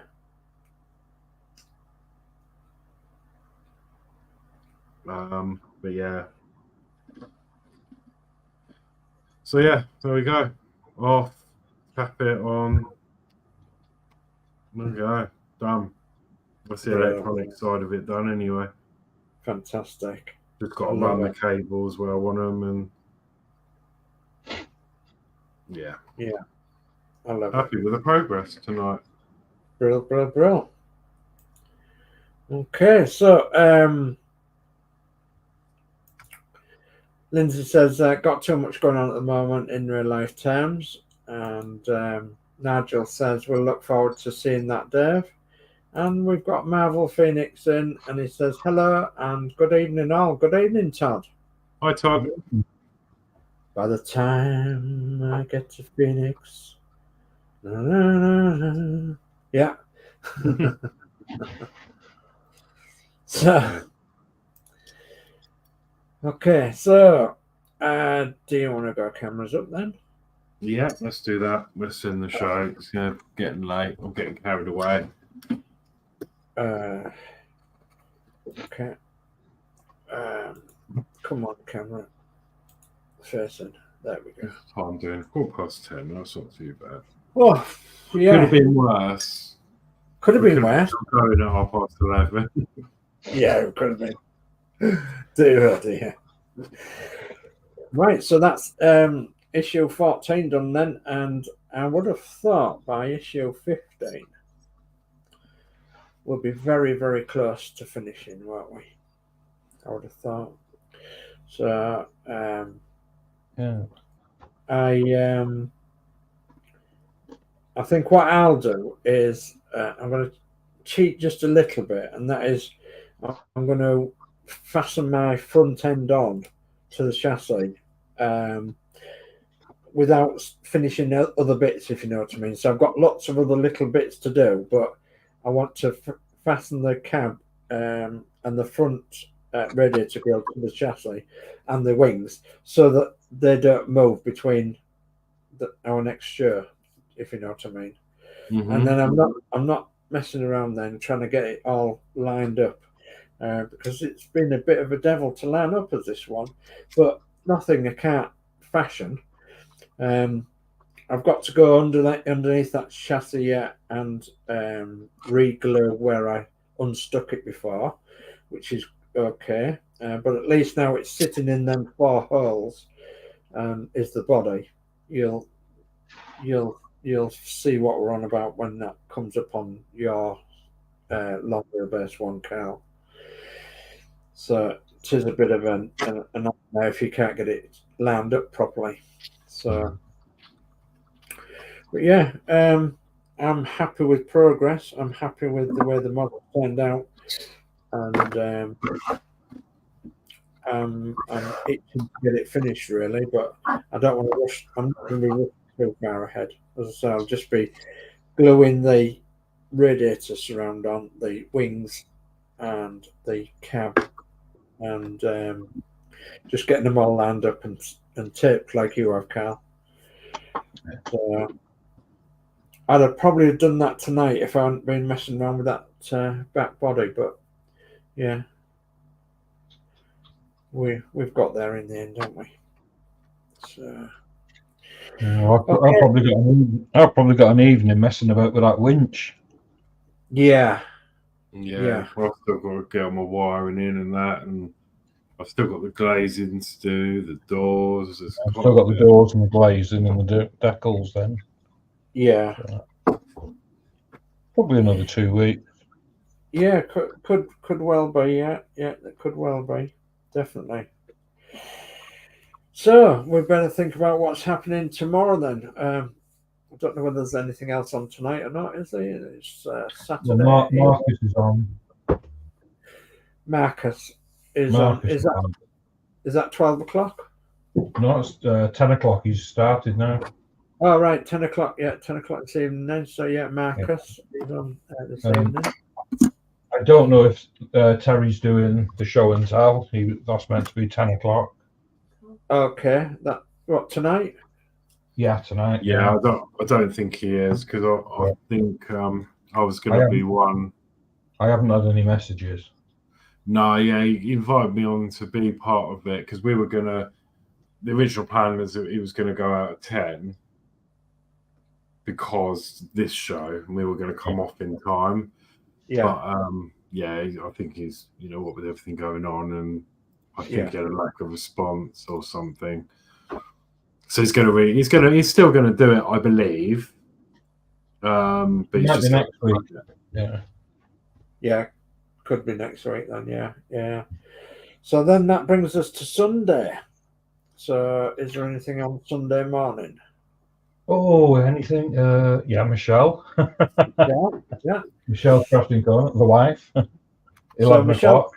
Michelle's Crafting Corner is on at 11 a.m. tomorrow, UK time. Yeah. So yeah, then miss it off square. Yeah, miss it and she'll kill me. Yeah. And meant to be having a special guest, but I don't know after what happened today. It might not appear. Okay. But then it's Festa. He's on at 2 o'clock, I think it is. Then it's Connie at 5. Connie at 5. And I think that's it really tomorrow. Oh, unless Horlicks is on old Mark. Yeah, it'll be Mark and the Nexus at 7. And then I do believe after that it'll be Dano's Universe. And Dano's Universe will be doing is Eddie Stobbard. And I only know that because I'm helping him tomorrow night. So, and then there'll be the Hobbytown Modelers. They'll be on as well. So, and anybody else that normally goes out on a Sunday evening. Okay. Monday, as far as we know, it's usually Sprue on a Monday, isn't it? He has put it up because he's put a Lego build up. And, well, I know he said earlier he's hoping to be well enough for it, but he was pretty rough earlier, wasn't he, Horlicks? Yeah, he was. Yeah. Yeah, I heard him when I saw the stream earlier. So and so if he's well enough, Sprue and Glow will go at 12 o'clock lunchtime in the UK with a Lego build. I think it's a Les DIY one, isn't it? I think so, yeah. Yeah. So, and then Monday evening, I think it's the Disney Dolls House at 7. And then I think round about 8 or 8:30, it will be Le Ferrari with Horlicks and myself and Mark on Monday evening, I believe. And Little History and Airfix and Chill. And then Little History and Airfix and Chill as well. So that's plenty for folks to watch. And I'm going to say we've caught up with all the chat and everything. And thank you ever so much for joining us this evening. Please, if you wouldn't mind, have a look at them people in the chat and subscribe to their channels. They've got some lovely channels out there and building some lovely kits and doing all sorts of everything, which is very interesting. And one thing I've learned about YouTube recently is that it's far, far better than watching the old TV. More interesting. More interesting, a lot more interesting. And you can also stream on some devices. You can stream your YouTube to your television. So if you're lucky enough to have one of them big 50-inch televisions, you can watch it to your heart's content on a big screen. That's what I do. I don't think I've ever. I don't even know what the last TV program I watched was, because whenever I'm having chill down, I've got Apple TV, it's got YouTube for it. I just watch YouTube all the time. Yeah. So there's always good. Something to chop on with some, I'm following, and I'm still not up to date. I've got so much to catch up on from. Me too. Yeah, me too. Follow. Me too. Yeah, me too. And you found that life gets in the way, and you can't get on top of it at all. You think, and somebody else is. There's always something that's been made, which is really good. We can't complain at that. That's what it's there for, and it's like it's really good. It's really interesting. So, a couple more bits of chat. Wayne Welly says, now I've got the joys of doing dishes before I do anything and before bed. Well, I'm going to be doing some supper after I put this lot away. And yeah, so I'm looking forward to that. Wayne Welly says, smart TV and Google Cast. Yes. That's the one. That's the one. It's all worthwhile as well. So I'm going to say my goodbyes. Thank you ever so much for joining us tonight. Please subscribe to all our channels. The link should be in the description below, and leave us with a nice good thumbs up if you don't mind. And we'll see you all for this program next week at the same time at 7 p.m. And hopefully we'll be a lot nearer with our models, and hopefully we might have Lindsay with us, and we might have Sprue and Glow with us if they're both well enough. So, and we'll see their models too. So, thank you to Cal Scale Modelling for coming along, and Horlicks for doing the program tonight and everything. Thank you ever so much for that, Horlicks. And once again, thank you for all coming and watching. So it's a good night from me, and hope you're all well. All right. I'll let Carl say goodbye first, and then I'll.